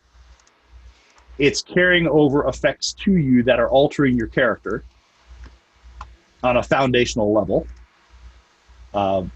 These character changes would be a lot more substantial if we'd played these characters from level 1, but you get the idea, right? This place is not good. Sue's got it kind of figured out. She says it's haunted. That's a good a good starting point. So, is there anything you guys want to do? We're going to advance it a couple days. Your Juju is jacked up, Sue. We're going to advance it to day 9. Just because we're not going to make the rolls for those other days. You guys have been shadow corrupted enough for now. What's your next course of action? So you guys are stuck here for at least 5 more days. At least, if they let you leave at all. But they haven't turned it to a hard lockdown yet.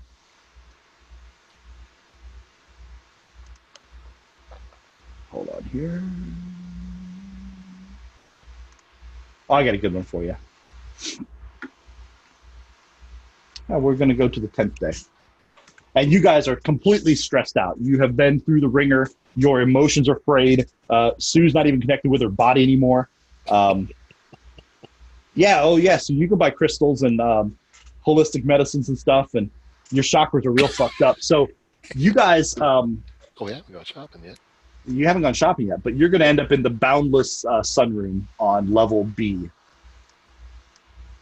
because that's where this encounter takes place. So Boundless Sunroom is on the right-hand side of level B in the upper right corner. It's that big blue place with a giant pool. Who's got the light sensitivity? Whoever's got that is wearing big glasses. Yeah, that's Jeff. Yeah. All right.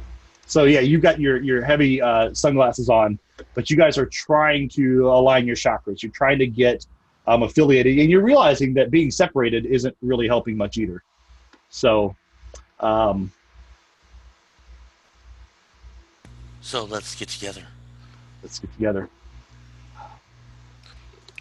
this point, I don't really want to catch too much sun. I want to find out what somebody's doing about everything that's going on. Okay. Let's have a talk with the your buddy, Jeff. Yeah, with my buddy. Oh, with Lomar? Or yeah. Head of security. Nah, he's the head of the facility. Oh, yeah. He's the big guy. dog. He's also locked up in his room and quarantined. Let's go open his door. Kane Zapple. There you go. Yeah, Kane, that's who you're talking about. That's right. Can we land shark him? Hey, flowers, candy. Someone make a deception check. Hold on 1 second. Let's see. There is no deception in this game. I'm sorry. Pick another skill. There's got to be.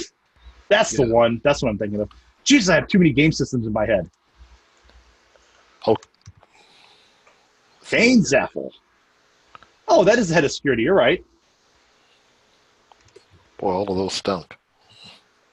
What do you mean? Mine's 21? Look at my man's stance. But I get a bonus with him. You do. Oh, that's So right. roll another D8. Oh, yeah. Which one's okay, that's the 8. They're kind of hard to see. I was going to say, I got to change my color or something. There you go. Are you having? Yeah. You can. There's the little palette symbol up at the top of the tabs where it says like story or not story, same different stuff for you, but on the same line where you get the combat tracker, there's a palette and you can change your colors. Okay, so you got Kane. Let's look about some interesting things about Kane.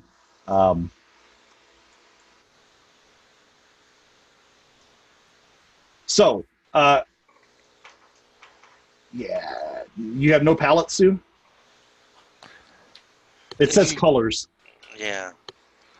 It looks like the thing that Bob Ross holds in his hand. Yeah, that's- that's just the image of a palette. Yeah. Yes. Yeah. Yeah, right there where Jeff's pointing. Happy little trees. Happy little trees. But yeah, that's one thing I always do is change my Maybe colors on there's these. a little squirrel that lives in that tree. Ah. A little guy. You know what? We don't make mistakes. We have happy accidents. That's right. All right. I can change. Oh. Oh no, you're going yellow. Yep, enough green and red together makes yellow. I can change the numbers on this one. You can't do that on the D&D.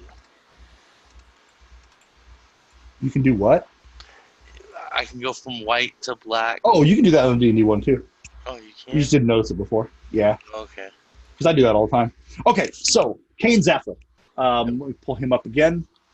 You got his picture. He's looking pretty disheveled. This is a guy who has been a career soldier for decades, and he's got a lot of shit that haunts him. He has been. He invites you in. That you sit down in his chambers, which are a little disheveled, and he's been dealing with some shit. The doctor has him on. You can see discarded or used up pain ampules or medicine ampules that have been all over the place. So he's been being medicated for whatever's happening to him, and it doesn't seem to have that big of effect. It may make him sleep or stuff, but he is consistently haunted by people that he has led to their death before, and he can feel them coming for him. He can tell that he is not owed a good fate in the afterlife, so he's terribly concerned about paying for his prior sins. Essentially, he's starting to have a lot of career regret for marching young kids to die on a hill, or Oh, so he really needs to hear a redemption story so that he can get on board with helping us figure out what's going on here and how to save the lives that he's endangered. someone needs to convince him that it's happening as part of his location and not just him. Yes. Let's do that. Can I do a bluff, or does that need to be more of a? Let me take a look real quick.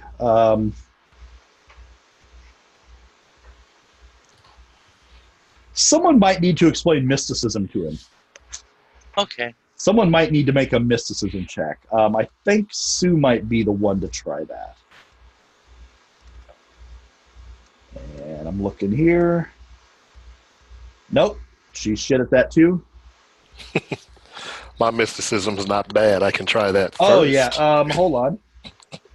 Yeah, we'll let the dragon talk about it first. So roll a mysticism check to try to explain to him the things that are going on are not because of him. Because you guys have figured that shit out by now. Oh, yeah. Totally his fault. The reason why people are having trouble on the station is 100% because of him. He brought all the ghosts to the station. Maybe Thanks for we need to explaining that. explain the science of what's going on here. Okay, so what science do you want to use for that? Physical. Physical science. Okay, so you're going to try to explain in physics terms. Yeah. The interplanar Okay, rift that's a good or one. whatever is going on. Yep, and you get to add a D8 to your roll on that one. All right, so we'll go boom. Oh, good. Roll a D8 and see what you get. Boom. Boom. 24. Okay, you're explaining that there is other planes of existence, and the shadow plane is creeping in here, and it's of a style of reality that our brains are not really meant to understand. Mhm. So that's why it all seems weird. So, and he's kind of down with that. He says that makes sense, and a lot of times the way he was brought up, the shadow plane is where you go when you die anyway. So that would make sense given the context that he's feeling like all these ghosts are coming back to get him. So, what's your proposal? Since the place is now locked down, you can't really leave. And if you did, it wouldn't make any help to all the people that are here. So how do we save everybody? What can you do to help? Well, I've got these dudes that can manipulate dark gravity, and maybe we can isolate where we can find where here on the station this is emanating from, and like black hole it. Okay, so you need to. So we need access. We need open access so we can track down where this is emanating from. Go gadget. Let me go everywhere. And can I back Jeff up on diplomacy if he needs it on that one? Oh, I think you guys have made a pretty good point. Hold on here. Okay. Oh, good God. I gotta find something. I'm sorry. I feel so unprepared. Okay. Where's that at? That's. Is someone listening to house music? No, that's me making noise with my mouth. Okay.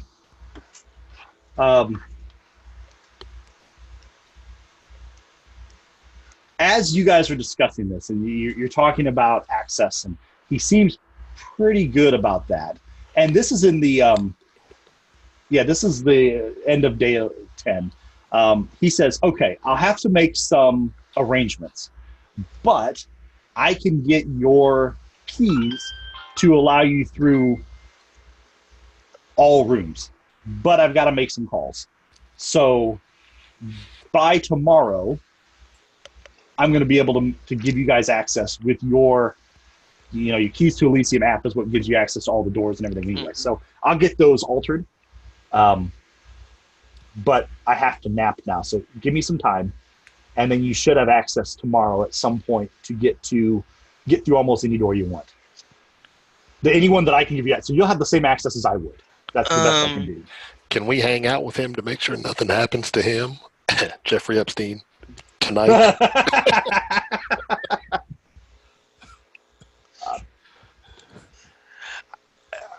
Hold on. Yeah, Jeff, what are you saying? I was just thinking that maybe he needs a boost of adrenaline to get through this, so can we get the doc to dope him up so he don't sleep? Ooh, that's kind of counter to what the doc would do. Okay, our lives all depend on it. Let me lay it out. You guys are going to get access. We just have to do an event tomorrow morning before we move the story on. So, yeah, that's all. Oh, yeah. He's going to get you access. He's not going to be Epstein.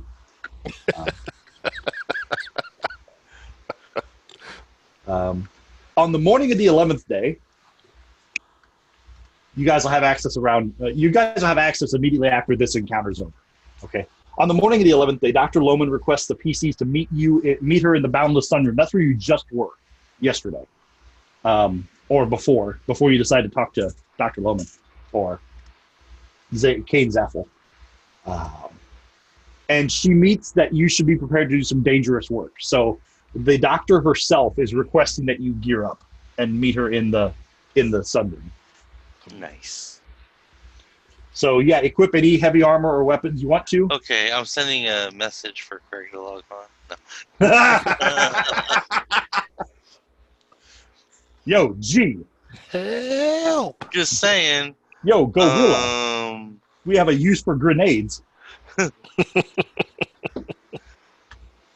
Now would be a good time to Oh, you think I'm playing? No. All right, so Boundless Sunroom.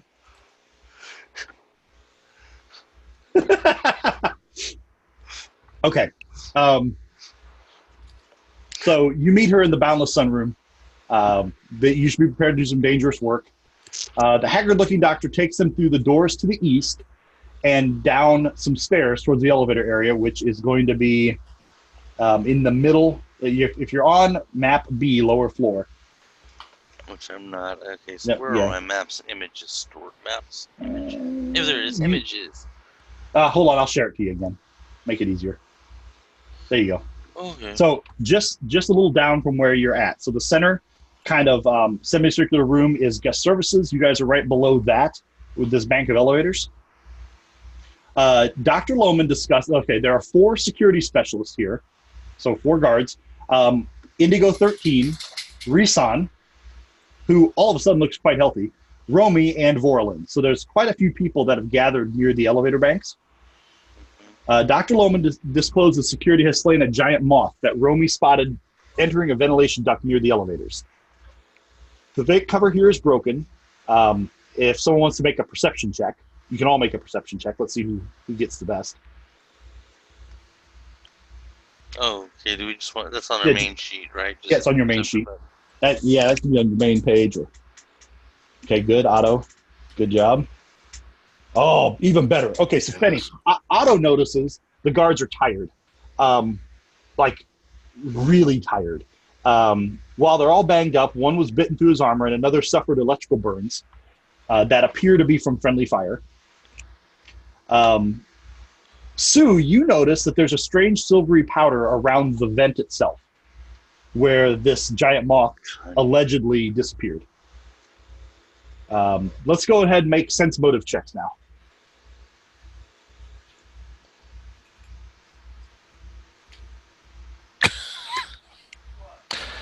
I'm just happy to be here, guys.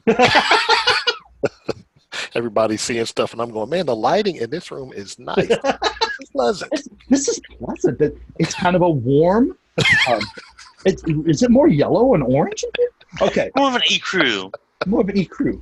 So while Sue and Jason think everyone's completely legit, Jeff has a different idea. The officer responsible for the friendly fire seems amused by it. He's almost delighted at the effect, at the scorched armor and the electrical burns that his fellow guard has. So he seems, he's done gone batshit crazy. Yeah. This is fun gone. Or moth shit crazy, I guess. Now there's only one of you that can fit through this vent. Me. Yep. Jeff. And the one time I'm not playing a halfling, I'm the only one. Yeah, that's the one. But you're still the smallest dude in the party. Yeah. Okay. So you can climb into the vent. Where the hell are we? Okay. On your map, scroll to the left, and then up a little bit. Right there in the center, those 4 square elevator bays. Okay, here. Yeah, you're around there. There's some venting. All right. Through the elevator shafts, through the maintenance shafts. Oh, okay. Okay. Yeah, I'm in. Okay. You go in and you climb up around 10 feet, and you get to cooling fans that keep the thing going, which is a little open area that has the cooling fan mechanisms and everything in there. There's a corpse of an 8-foot-long moth with eerie shifting patterns on its wings. The moth's wounds and a smell like burnt hair and ozone are pretty obvious. I need you to make a medicine check. Okay. This will go well. Oh no, you get pretty good. Yeah, this is an easy DC. It's a DC 20 med check. Oh. Oh hell, you got it. All right. The wounds 33 good enough. It died from electrical shocks such as those generated by shocked weapons. So it was killed by weaponry. Let's go ahead and do a DC 21 mysticism check. You need a 20, buddy. And then I'll name the creature for you. Oh, so close. You don't get a name. You get to name it whatever you want. Ghost Moth or whatever. You can't drag this. Well, you could probably drag it through. It fit up here. So Do you want to? I'm gonna grab old Mon Mothra there, Okay. and I'm gonna bring him out so that those that are more mystically inclined can identify this fucking thing. There you go. Okay, so you dragged the moth out. Moth died from electrical shocks. Yeah. Vorlin, the chick who runs the garden, Mhm. she immediately identifies it as a gloomwing. A pertinent fact about gloomwings is that they're from another plane of existence. It lays its eggs in prey that it has slain, and those eggs become tenebrious worms. So its life cycle needs a host. And go ahead and make a medicine check, Jeff. Need you to do one more. Okay. I built the skill monkey. You did. Without mysticism. 24. Hey, you made it.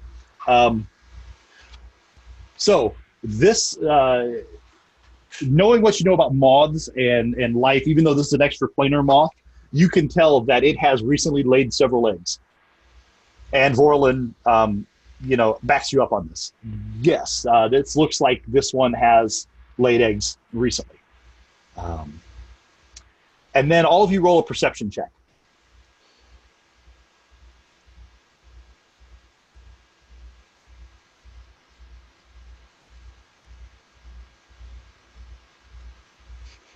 All right. Let's see that perception check, Sue. Hoping you do better. Those guys rolled exactly the same. There you go. All right. With your perception, Sue, you wonder whether that creature came from the fan area where he found the body, because it doesn't seem to have come from other places. So because the silver dust is just around this vent and not elsewhere, it had to have come from that direction. That's where it's nested, huh? Let's go take a look. I'm going back in. Okay. Is there a way we can meet up with Jeff? Yeah, hold on. Goes in that direction. Hang on. I should have. So, just so you know, I will show you what a gloomwing looks like. Sweet. Because it's fucking cool. All right, I'm out. I don't want to play anymore. I'm just going to go back to my room. It only has 6 legs. Yes, because it's an insect, so it has 6 legs. It's but not an 4 antennas. arachnid. It's 4 Calm antennae, down. which is weird. And it looks baller as fuck. So, Yeah, it and does. if you ever meet a chick who's got this tattoo on her lower back, fucking run. That's That and chicks who have Pantera tattoos. We don't. Yeah, seem to get along you with got to that. get out. Yeah, And that's- then, just so you know, this is the next part of the life cycle, the tenebrious worm. So that's the larval stage, which is Oh, every bit as pleasant. Yeah. Yeah, hopefully that thing's only like a What's foot the long, but size? you know it's probably I was going not. to say. or like big 8 enough to drop in someone's ear. That is not Wrath funny. of Khan. I don't know. I don't know if it would be better if this were bigger or smaller. I think don't there's know. an optimal size, couple of inches. I'm in armor, so I really, mean, I'm it okay sounds with like it's a couple of inches. symbiotic relationship. Like maybe like it lays its eggs in your ear, and then it becomes a larva, Jeff, which inhabits your Jeff. brain. Jeff, can we mute him? Is there a way we can shut him up? Try to find. We're gonna actually get to a map here in a second, because these passages through the thing lead down into the asteroid. Dungeons. Yes. Yes, we're finally Dungeon on all the dungeon. Yes. Where's our tank? It's been a long road, but you had to build it. You had to build a lot of the story. Yeah. Where's our tank? Hang on, let me find the map first. Did you know that it's bare last?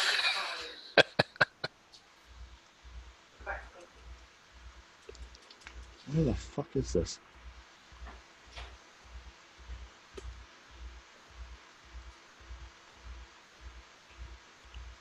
I'm kind of glad it was only 3. We moved through this pretty quick. Mhm. Oh, do we get a big EXP reward for moving the story forward into the? You've been getting EXP rewards for moving the story forward for quite a bit. Well, I just didn't know if Hold maybe on. the getting access part. You'll probably, at least some of you will ding 8 today. Okay, hold on. I have to. Get this here. As you're moving through the passage to get to the northern tunnels where I need to be, where is that? Northern tunnels. And of course they don't. Yeah, have we them. do like the volleyball shorts.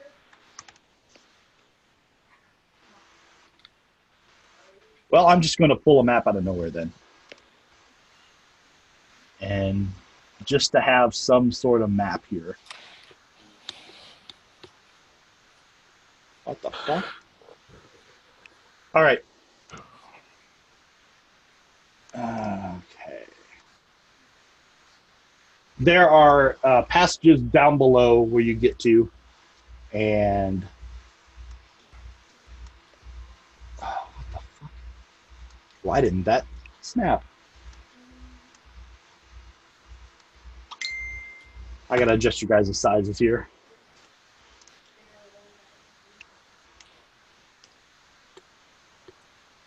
Because we got some people who are big as fuck. And we even got Jeff, who's bigger than he looks. Each of these is 10 feet rather than 5, so you can figure that out. Okay. But you guys kind of meet up in this section right here as you're looking to stuff. Now, this is not, just use this as a basic map. Yeah. Let me get our encounter here. I wish I were quicker at this like Craig is, but we'll have to do. Hold on. Maybe that's a fan in the background that's making that. Boom, boom, boom, boom, boom. Does anyone else hear that? Or am I being affected by the Shadow Realm? You're being affected by the Shadow Realm, definitely. Oh, fuck. All right. Let me see this here. Does this tell us? All right. The tenebrous worms happen to be a large-sized creature. That's even more terrifying. It is. Okay, yeah, well, no, that eliminates them being in your ears. Yes, they will not be in your ears. Okay. But So- as they grow inside a host, they pretty much consume the host. Yeah. And then I need just a basic token here.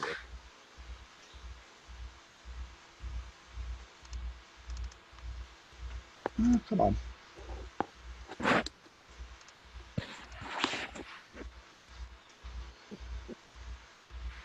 All right. So you've noticed some little trickles of blood going through the section you came from, Jeff. You can all see the map now, right? Yeah. All right, you got the map. We need to roll actual initiative this time Okay. because we are done with day-to-day activities. Shit's going down. Hmm. Melee? Yeah, we're having melee. Okay, so let's see. Initiative. What the hell is it? Oh, there it is. Go figure. A good roll on initiative. I'm going to be the first one to Mother miss. fuck. You got a good roll, though, Jeff. Now we need to roll perception before I reveal critters to you. And here's one. No. Boop. Oh, All so right. Reroll your initiative. Huh? Oh, you... That I should re-roll. All right, you guys have spotted all the critters here. So we have a Gloomwing, not the one that you found dead, but a different Gloomwing. So there's a mated pair. That's always good news. Yay. Nothing bothersome happens there. So we're gonna start this on round 1, and Otto has the first action. All right, so I'm going to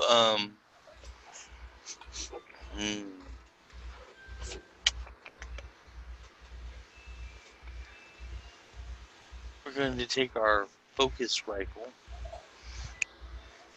and we're going to stealth behind a rock or something. Okay. Yeah. Okay. So there's that. Or I'm just gonna hide behind Gyarados. Okay. What's your stealth check? I'm looking for it. Oh, you need to know the The DC of the thing that you're trying to go against too, don't you? Yeah. Okay. Are you going to try to pop the Gloomwing? Actually, they're all the same CR. So your DC is going to be 22. 22. Yep. For my stealth check. Yeah, because you're trying to use are you using this for your Trick shot. property? Yeah. Okay.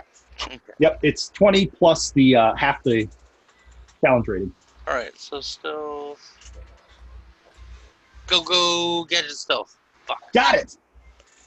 Okay. You made it, Oh. even with a shit roll. Yeah. All right. And So then, so now you got to see if you hit. right. So now I gotta. All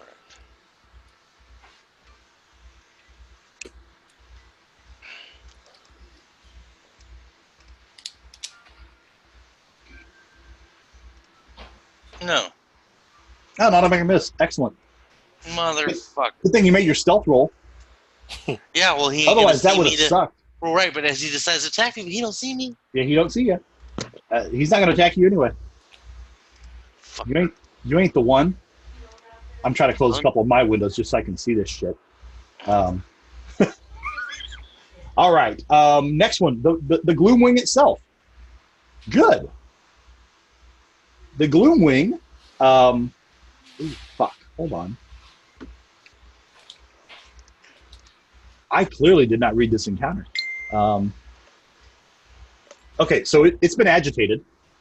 The shifting patterns on the Gloomwing's wings are hypnotic. A creature that starts its turn able to see the Gloomwing must succeed a DC 13 will save. We're going to do that next turn because it's now just unfurling its wings. Are you done with the strawberry? Okay, so none of that happens. It just is going to run up and try to bite Jason. I tried eating it. Fair enough. So it's getting up here. It's going to throw its bite on... Shit, where are you? On Gyarados. And it hits you. So let's see what it does. Now I'm mad. Yeah, and you what? You probably should be. That's fair. It's fair to be mad here because it throws down 11 points of damage to your stamina. Ooh. Ooh, good thing you healed, huh? Yes, it is. Spa day. Spa day. That's right. All right, so that was the Gloomwing. That's cool. Shardae's cousin. Yes. All right, Sue. First round of combat, you are starting to manifest towards light or gravity. So tell me which one you want to shift towards.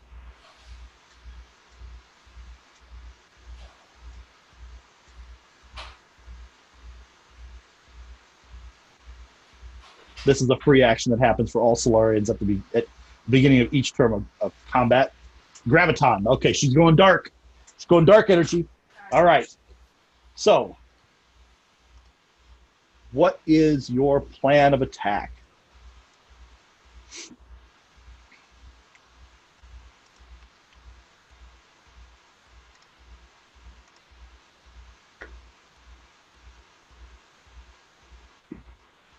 I can't hurt her with cold at all. Can I crush? Yes. You're attuned to Graviton. So yeah, you can crush. Go ahead and open that up and decide if you're going to stagger or you can use either because you've got that point of attunement.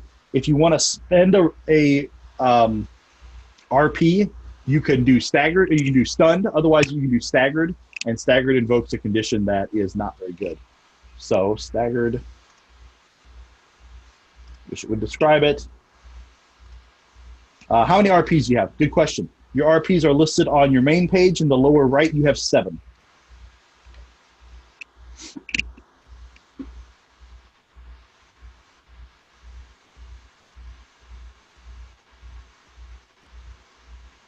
So let's go ahead and cast that on whichever thing you're going to cast it on first, because you just have to you cast it. So drag that to the creature you want to attack. There you go. It did make its save. So it's good you didn't spend your RP. It was a Fortitude 19 save. He barely made it. He rolled a 23. He rolled a 17, but got a 23. So you didn't quite stagger it, but you haven't expended any RPs or anything like that. So you tried to stagger it. He just had a really lucky roll. Do you want to move at all? You can still take movement. And remember, you're not following each block. With your movement, you get to move up to 4 total squares because these are double-sized squares.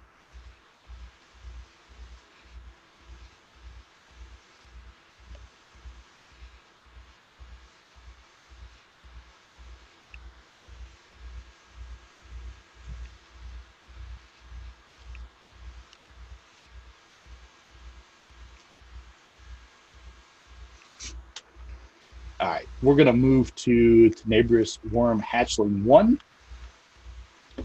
Oh, you're going to stick it there. Good. All right. The worm is running up on Gyarados. It's going to try to bite you because you are the tank. It misses. And that's all it can do because it didn't do anything to you. The second one's going to run up on you as well. You're getting positively surrounded. Luckily, that doesn't really make a difference. It hits you, though, for a critical hit. Oh. You don't get to ignore a critical hit, so it's actually going to do damage to you. Okay. All right. It did 13 points of damage, which is all absorbed by your stamina right now. Let me check something here. That is acid damage, but it didn't matter. The acid deals 2d4 acid damage in dim light, 1d4 acid damage in normal light, and 1 acid damage in bright or darkness. So this acid actually does more damage the darker light conditions you're in. Okay. And these things they work together. So they tend to pick a target and run up on it, but this one can't get to you because it doesn't have reach. So you are the target. Hooray! Fuck something up. Are you going to attune towards gravity or photon? Okay, so what's the difference for me? Light or dark? You're better at dark. Darkness. Okay. So you're one step towards graviton. That means if you look at your character sheet, in your actions section, those things that say graviton revelation, like dark matter, gravity boost, crush, those things are now more possible. You can do the ones that say photon revelation, like glow of life. You still could do it, Yeah. but you can't do it with attunement. So the second level one isn't there for you. Okay. Or you can just beat the shit out of them with a dragon glaive. Well, That is not a horrible idea either. Until you can build up enough to do a black hole and kill everybody.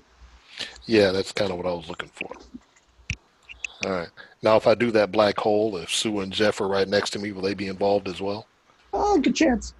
But you can't do it yet. You gotta have 3 steps. I would be attuned. All right, then Yeah. yes, I'm just going to swing and hit at. Do I need to mark which Tenebrious worm? So what you do is take the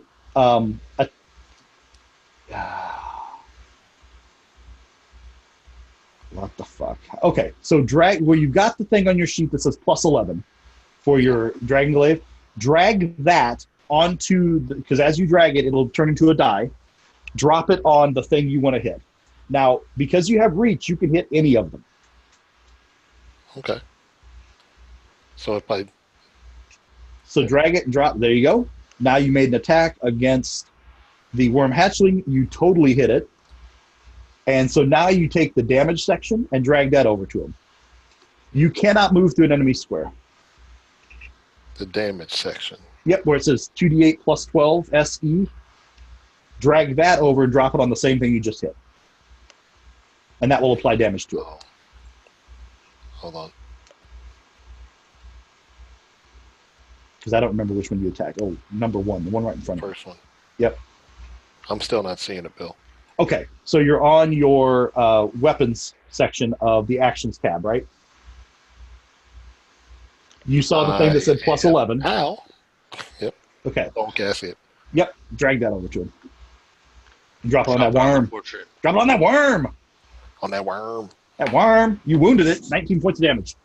That's pretty good for some shitty rolls. I'll take it. All right. Okay. So that's you. Now we go back to the start of Otto's turn. Yeah. Yeah. You got a wounded Alright. one. Rerolling my. Oh, do I have to reroll my stealth check each You're- round? Yep. Okay. If you want to do the sneak attack. Why would I not want my extra 48 damage? I don't know. There's no reason you wouldn't want it. Okay. Just gotta fucking hit. Jesus. I know. Don't be like me, Jeff. Don't be like me. Oh, damn. Okay, good stealth check. You totally made that. Let's see if you can roll a 20 again. It's only a 1 in 400 chance. Go ahead. Which one are you attacking?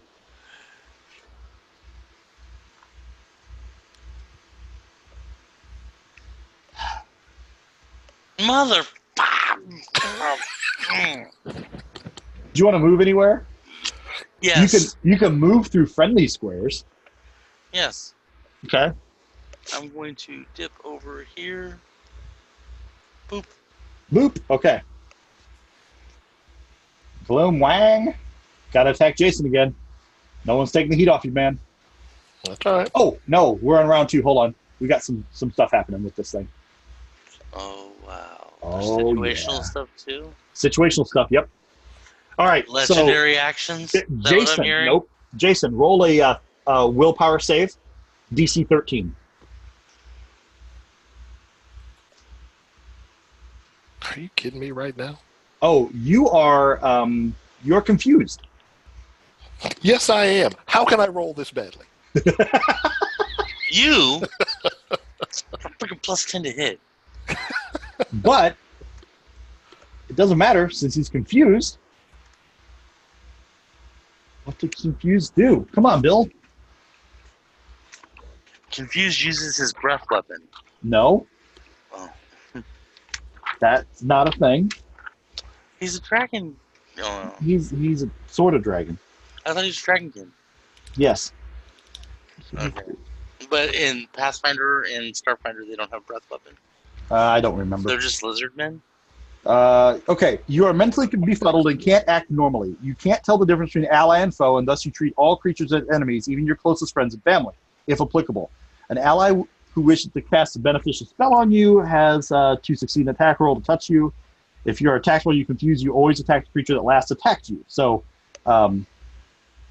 yeah, if you hadn't already been attacked, we would have to roll to see if you attacked Jeff or Sue, but that's not the case right now. But you are confused, so the only effect it has is it controls who you attack, but the person that you're going to attack is that Tenebrous Worm 1, unless someone kills it off. What would it be, the worm or the gloomwing? It said what attacked me. The gloom. Oh, good point. It did attack you. It's about to attack you. So yeah. Okay. What will happen though is something else will attack you before then, Okay. because your initiative sucks. Oh, yeah. It did. Yeah. This one hit Jeff. So, Jason, as a standard action, you can breathe a 30-foot cone of flame that deals 1d6 fire damage. At third level, you add 1.5 times your character level to the damage. Oh, I didn't code that yet. Okay, Yeah. we'll get to it. All right, you took a little more stamina points of damage.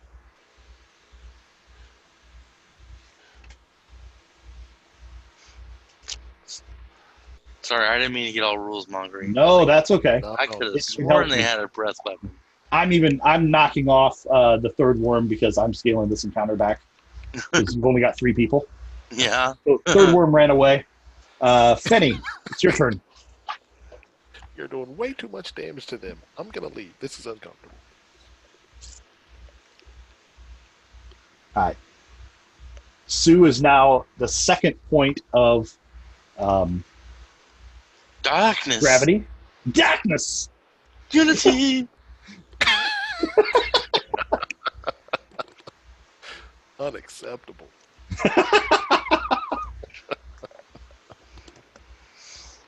That won't help. That won't help. Crush just makes them staggered. Yeah,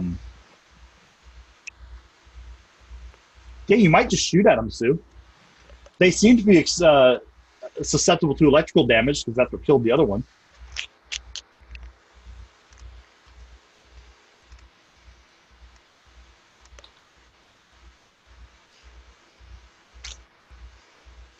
All right, you scoot around the Gloomwing, and you're going to slash it with that.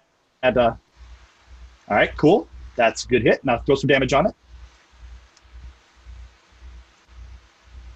That is a hit on the Gloomwing. All right, dealing some damage there. Excellent. We got Worm Hatchling 1 is going to attack Gyarados.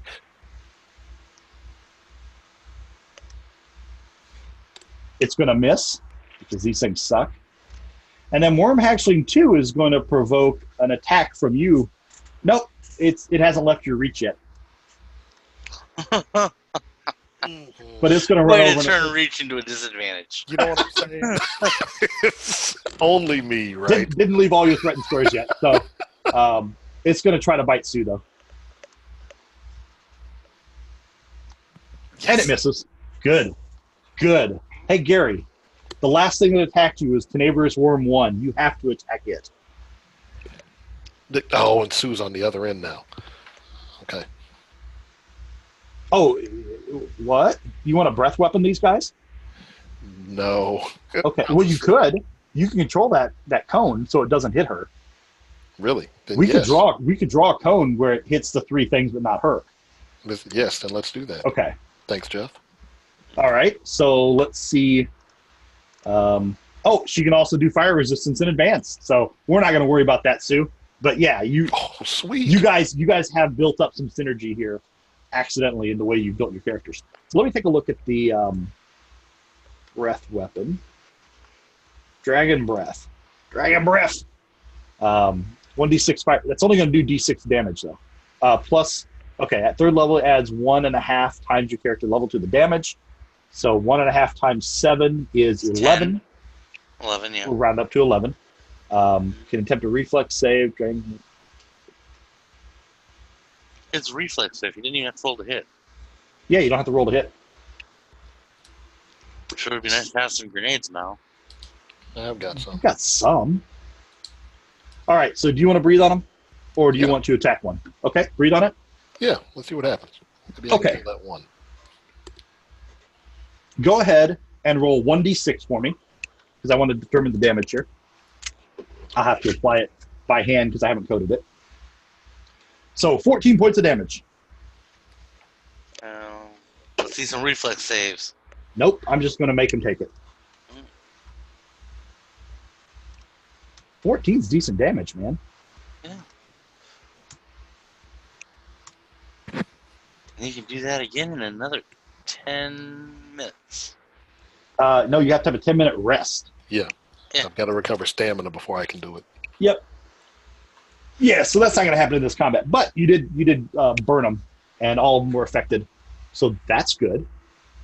Do you want to move anywhere or stay there? I think I'll stay here. Okay, good If plan. you're going to give me the choice, I'll hang out. All right, Otto. Let's see if you can do something, man. Oh, what the fuck? Okay. Let's see. Skill.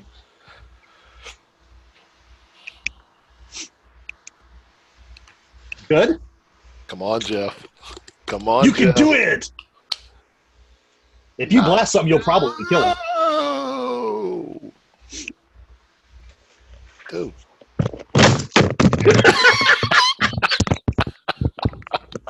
Okay, just as a side note, Jason.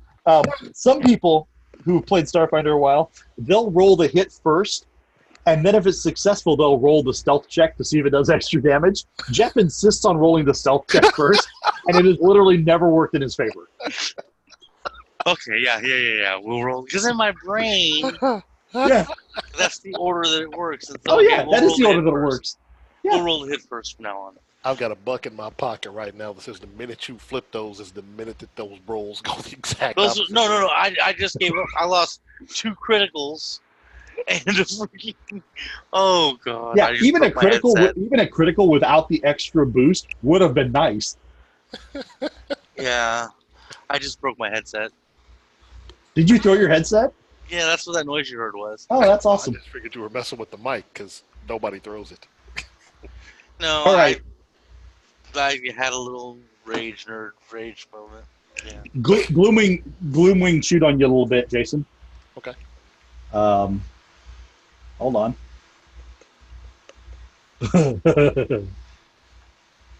All right. So everyone, the Gloomwing is now emitting a cloud of weakening pheromones. So since you're all within 30 feet, I need you to roll a DC 13 Fortitude saving throw. This can only happen once, but he's doing it now. Come No. on. Damn it. Damn it. All right, Sue, you could make a Fortitude save. Front page, main page, right-hand side. Come on. That's like 2 misses of 1. If she can make this, that's going to be awesome. She did. Oh, she made it. Yes. Sweet. All right. So at the end of this combat, Otto and Gyarados are going to be fatigued for an hour. Okay. Hold on. So now you can't fight back when it tries to lay eggs in you. Got it. Wait, what? You can't just fit that in there, Billy. Oh. That's kind of what it does, man. So I need Fenny to destroy something. Although you are now maximally attuned to Graviton. You could do the black hole effect, but that's only going to move things. You could do the dark matter attunement, which is just going to give you resistance. You could do crush attunement, which is staggered or stun. So you don't really have a lot of things. This is really more effective to just hit it with your Angel Wing attack and set it on fire. Increased density.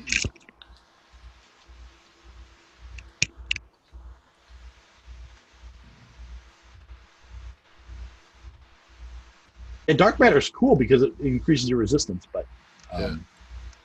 you don't have a lot of combat things there. You do deal some pretty good effects with weapons and stuff.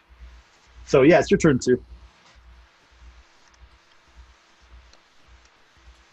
Close that. Close. What the hell? Huh.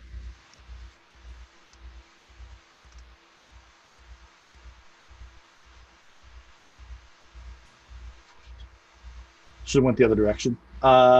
Did you want to do Supernova? Yeah, I'll let you do that. We could say that you were a tuning photon the whole time. So yeah, let's see something real quick on this one.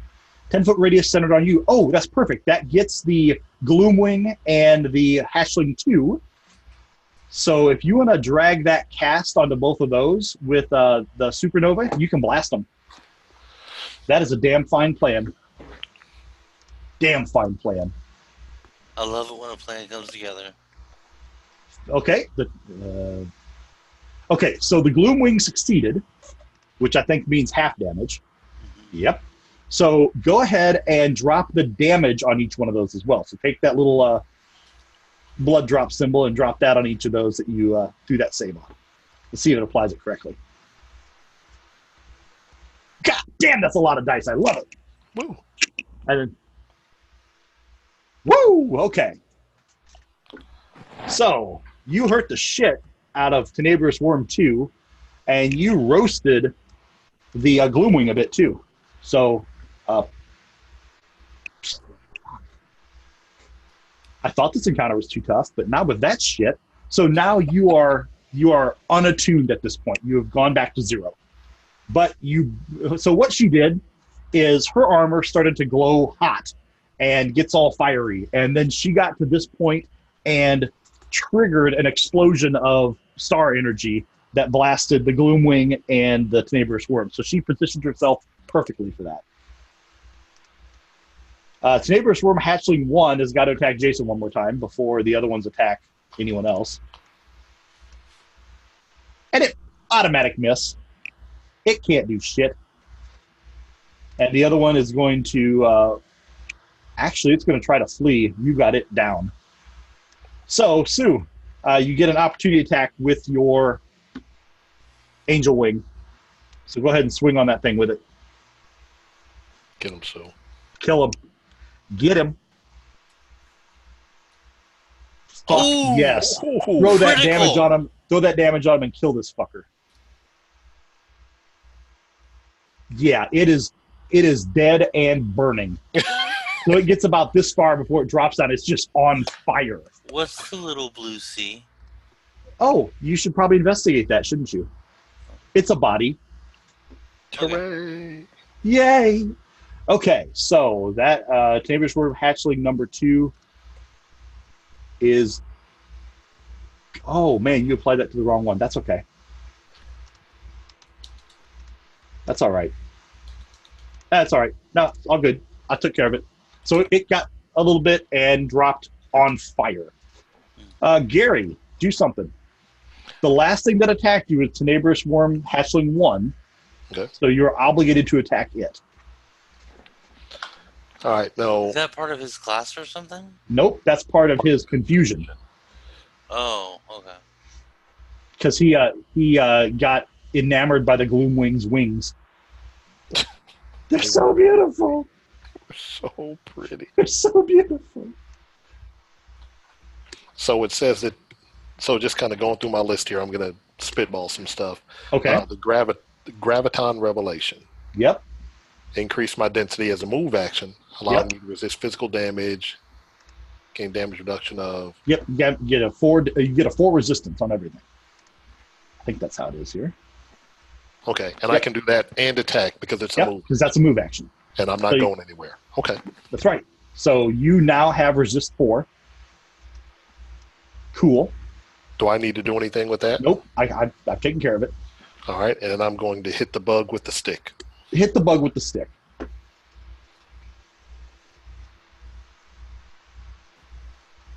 But it didn't roll. You got to drag it and drop it on the bug.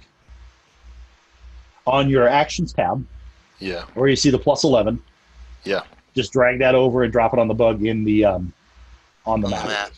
Hold drag. There you go. Or you can use it if you have the combat tracker open. You can drop it on the. Right out of there. On, Yep. Now drag the damage to the bug. That you killed it. Woo. There you go. Yeah. God damn, that supernova was tight. That was legit. It was That a was champagne legit. supernova. It was. All right, round 4. Otto, see if you can do something. Okay, this time. Shoot first, ask questions later. Boom. That dollar is still on the line. Oh. Hey, you know what? Switch my abilities. Yes, I will let you switch some abilities, Sue, when you gain a level. So we'll do that. Jeff, roll again. Fuck that shit. It's something, man. That's Yes. better. Now roll your stealth check.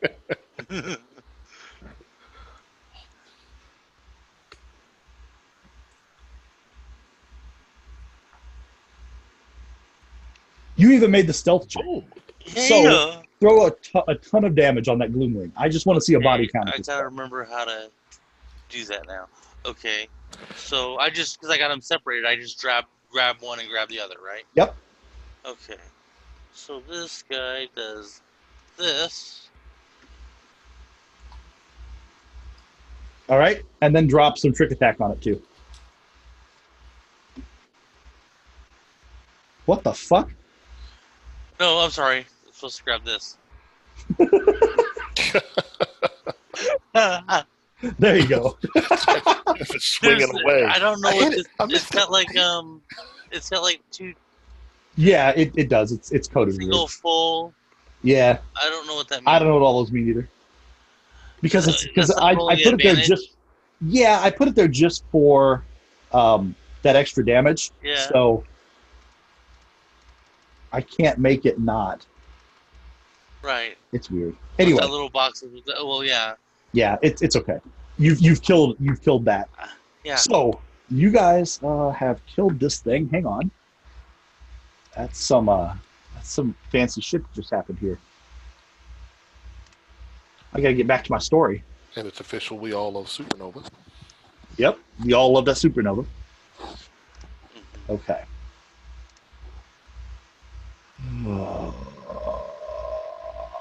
Okay. You find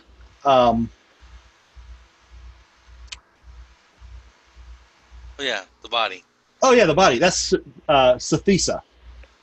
I don't even remember her. The reporter, Oh, okay. the journalist. Yeah, she got Yeah. dragged into here and killed. She was the incubation source for those worms. Oh, wait a minute. Isn't she? Oh no, I'm thinking about the other one. I'm thinking about the robot or cyborg or whatever. Mm-hmm. Oh yeah, different entirely. Yeah, different. So Sathisa is the. Is I'm she gonna. currently growing more of them? Nope, she's all ripped apart. Oh, okay. It's Sathisa. like, 'cause we can kill a dead body. I'm going to adjust the I listing see. on Sathisa. Dead. Actually, I was just going to suggest running an electric current through her body. That's all. Oh, just to kill the rest of it. If there was more in there. Yeah. All right, so she was dragged into a mine shaft and killed by a Gloomwing. So Dr. Lohman, I'm sure you're communicating with them. I like how you changed that at the last second, Sue, to make it look like you were looking for clues when you're really looting your body. Okay, there are some interesting notes here. First off, she's got a little bit of money, Yay. so your loot, you guys can divide up 1,000 credits. You're also going to get 250 credits each for finding the body. All right, so 333 plus 250, So 583. 583. Wish we had an Asian guy here to do a lot of math. I was working on it. Yes, you go ahead and write down on your character sheet that you have Sephesus terminal. Risona is quite upset when she realizes that Thesses is dead. Does anyone want to sense motive on Risona's reaction? Sure. Okay. Oh, that's on this page here. We'll go boom. Bam. All right. This bitch lying. So you can tell that the empathy, the sympathy that she's trying to throw out is faked.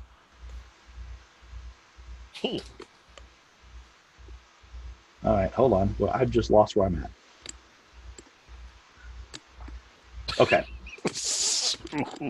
Cold ass bitch. What's a UPB? She's literally a lizard. Yes, cold ass bitch is the thing. Don't trust that bitch. So now where do you want to go to investigate? Some possibilities would be to go to her quarters. You can get in now that you have her terminal. Yeah, let's check that out. You could ask you could go back to your boy who's going to give you access to stuff and see if he can help you check security feed. That's an option. Or you can hack the security feed, but all of your hackers aren't here right now. You're probably decent. Good. Yeah, you're probably decent. But I think I'm gonna go have him update my keys of Elysium where I can access everything without having to hack. Okay. All right, you're going to check out a room, but you're going to go talk to the head of security first and just make sure that you've got your access anyway, but we'll get to her room. So there is security footage. The footage that you see shows Sethessa wandering the resort late on the 10th night, almost in a trance. Well, no, it'll be 7th because it was a few days ago. She ends up in some gestation time. Yep. She ends up in the boundless sunroom, and the eastern door opens on its own. So the door that you needed security clearance to get through opened on its own. She steps through it, reaching out as if greeting a friend or a loved one. So roll perception checks. You're all watching this footage, so each one of you rolls a perception check. You could do better than that. Someone's going to be better. All right, Gyarados.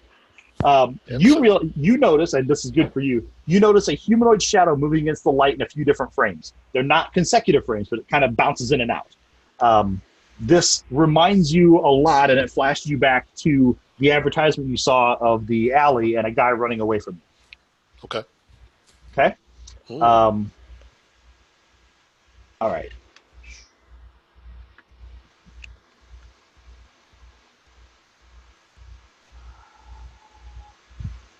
Okay, hold on. Now you can go and investigate Thessessa's room. You have access to anywhere that the head of security would have had access, so he did confirm that your guys' terminals are updated. So you can get into places that you need to get to. So let's roll a perception check in her room.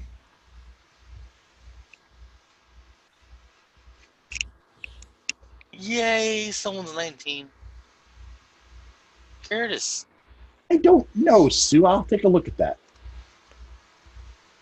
Your skills perception should be +8, and your main page perception is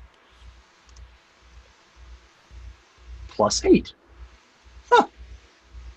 I think it matches. Anyway, you guys have at least a couple good rolls there. So you learn a little bit about Sethessa just from her stuff. There's nothing super suspicious here as far as what you'd expect to find in her quarters. She does have all the recordings of her rating or evaluating the resort on her terminal, which will be a little tough to get to, but you can do some hacking because you're not her. You realize that she grew up on Verces and was involved in a horrible vehicle crash when she was young. And that's not common knowledge, but not real unknown, because she's kind of a public figure. She does have images that flash up of her younger brother and father who were killed in that accident, so she has some longing regret that grew up with her. But nothing really seems out of the ordinary. If you put these two things together, you'll probably realize that the door opened and she thought she saw her father and or brother down that passage before she got killed.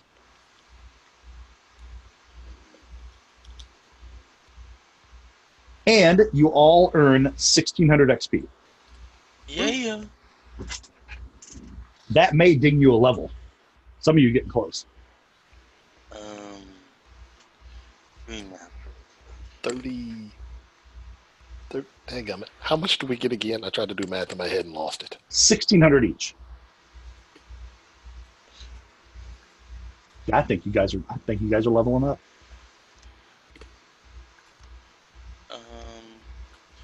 Sue, the moths don't have that control. The Gloomwings, they can enamor you and they can use their shifting things to make you confused, but they can't appear to be someone else.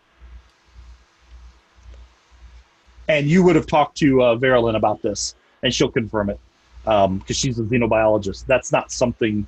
Yeah, there's someone doing something. There's something amiss. It may be that little shadow dude. It may be something else. Maybe that cold-ass bitch. Who knows? My friend Resona, I don't think she's my friend anymore. Add 1,600 to your XP count, Sue. So I think I'm sitting at 33.3. You're at 33.3? I'm at 34,350. Okay. Oh, well then maybe I missed some math. No, they earn some different things on their own, seeing shows and whatnot. Oh, yeah. But I'm probably going to give you enough to make that level if Sue makes it. So 32,700 for Sue plus 1,600 brings you to 34,300, Sue. Oh, the movie. Hey, Jeff, go to Yeah. 3,400 even. Okay. Then there's something I want you, while you got that tab open on your thing. Yep. I want to tell you what you got to need for the next level. So hold on. I got to find that fucking thing in here. Oh, I've got that. Oh, how much did it say? Oh, I've got it right here. I was saying I got the book right next to me. I could 50,000.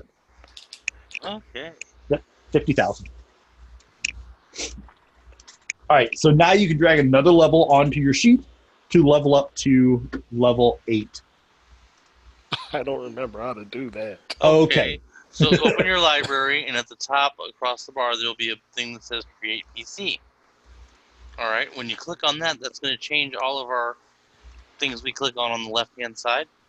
So you'll go to Classes, and you'll grab your class that you want to take a level in, and drop it on your character sheet in the appropriate place.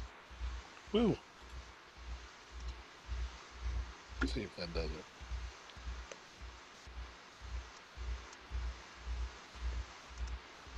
There.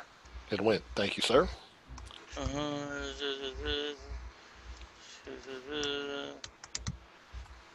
And I need 50,000 for my next one. Yep. Yeah, it probably isn't. Let me check. Hold on. It may not have you add anything special right here. You gotta add skill points, I bet you. Yeah. Look at your skills. You got some available skill points.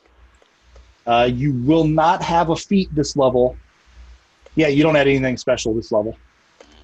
Sorry. Oh, that's okay. I'll take the skill points. Yep. Now your maximum skill level is 8. Yep. Maximum skill ranks is 8. At 10, something gets fun, but at 8, and the maximum level of equipment you can understand is now 10. Oh, that's nice. Do we still have that money we can spend in the shops here? Yes. Okay. Yep. All that money you can spend in shops here, so you can go shopping if you want.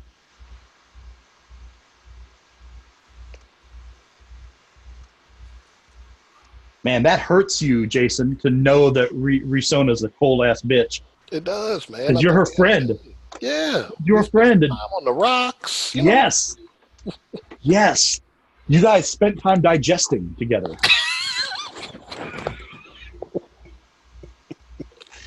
You don't know the kind of bond that's created when you increase your core temperature with someone like that. Yes. It's amazing. When you moderate your cold-blooded temperature with somebody else, that's an important bond.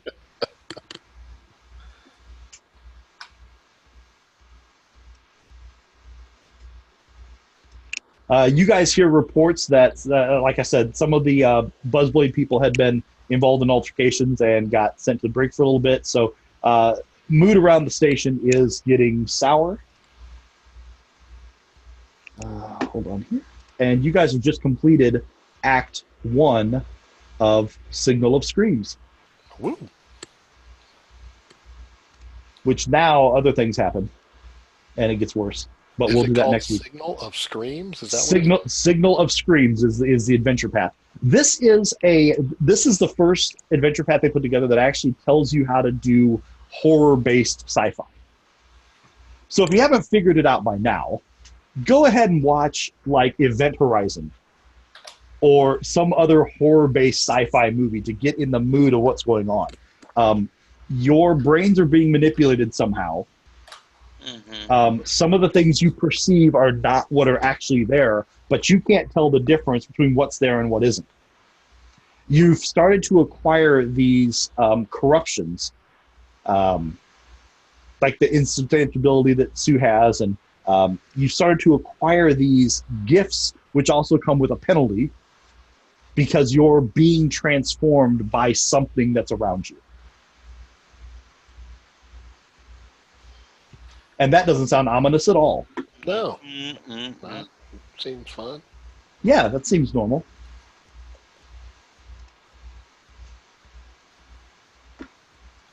And you're just to the point that after her death, the station's going to go into hard quarantine. So we'll start that when we come back next week. Alrighty. Hard quarantine means that guests must remain in their quarters. Meals will be delivered. Guests can call up entertainment, such as shows and games, on the consoles. No one can leave the resort. A huge blast door seals off the docking bays. The doors are controlled from externally. Can't be physically opened. Where would you watch Event Horizon? That's a good question, Sue. Hold on. I wonder if it's on Netflix right now. That's a good movie to watch for this.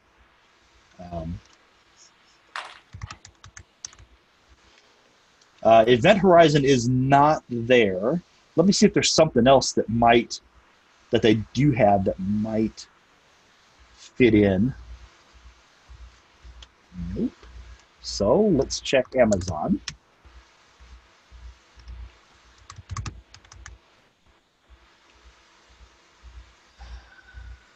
If you have stars on Amazon, it looks like Event Horizon is there.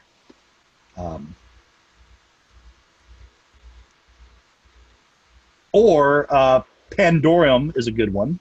I don't know where that's at either. But I'll see if I can find some of these and make them available to you. Wink, wink, nudge, nudge.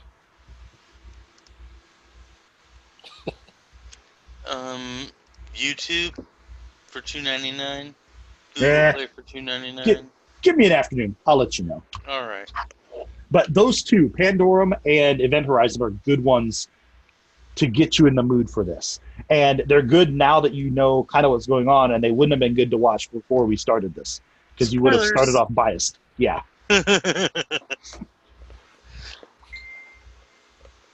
Okay. All right. Thanks, guys. We're going to conclude now because I can't really start anything that's not going to take an hour. Okay. So I'll leave Fantasy Grounds open if you guys want to go shopping or whatever. Oh yeah. Like I said, you have access to everything in here other than augmentations and graphs. So if there's something that you can afford, So like a tattoo? no. 'Cause that is an augmentation, sir. I couldn't I know remember what where you're we looking found that. for. Yeah, couldn't I remember know. where we found that. Yep, we found it, but we ain't gonna find it again. Please. And I don't get to increase any of my ranks in anything beyond 7, or can I push them to 8. 8? You can Because go I'm to now 8. 8. Okay. Yeah. Yes, you can now go to 8. I didn't get very many skill points this time. Nope, you don't. It looked like you got a lot when you Loaded them got all up 7 in levels worth at one time, but you really don't get that much per level. I don't know, man. I had 97 ranks. Yeah, 14 were weird though. Good God. What? All right. Oh, nothing. I'm not finding Event Horizon at all. I'm trying to see if it's available on some site. Pirate Bay. Pirate Bay's gone right now. Oh, is it? Not that I would ever go there Alright. while we're recording. Not that I would ever go there. I don't Anything know like what you're that. talking about. Yeah, I don't know what you're talking about, but it's gone. I read about it in the news. All right, let me try something here. Yeah, operatives operatives and envoys are both kind of skill monkeys. They get a lot of, and then intelligence gives you more. Your intelligence bonus gives you more skill ranks too. Okay, I need you to stop sharing, Jeff. Okay. I Stop got it sharing. wrong. There you go. Let's go to 5, right? I think it was 6. Okay, so at level 8, that means we can look at stuff that's level 10. Yep. Mm, Which, because 10 is a tier cutoff, is probably super expensive.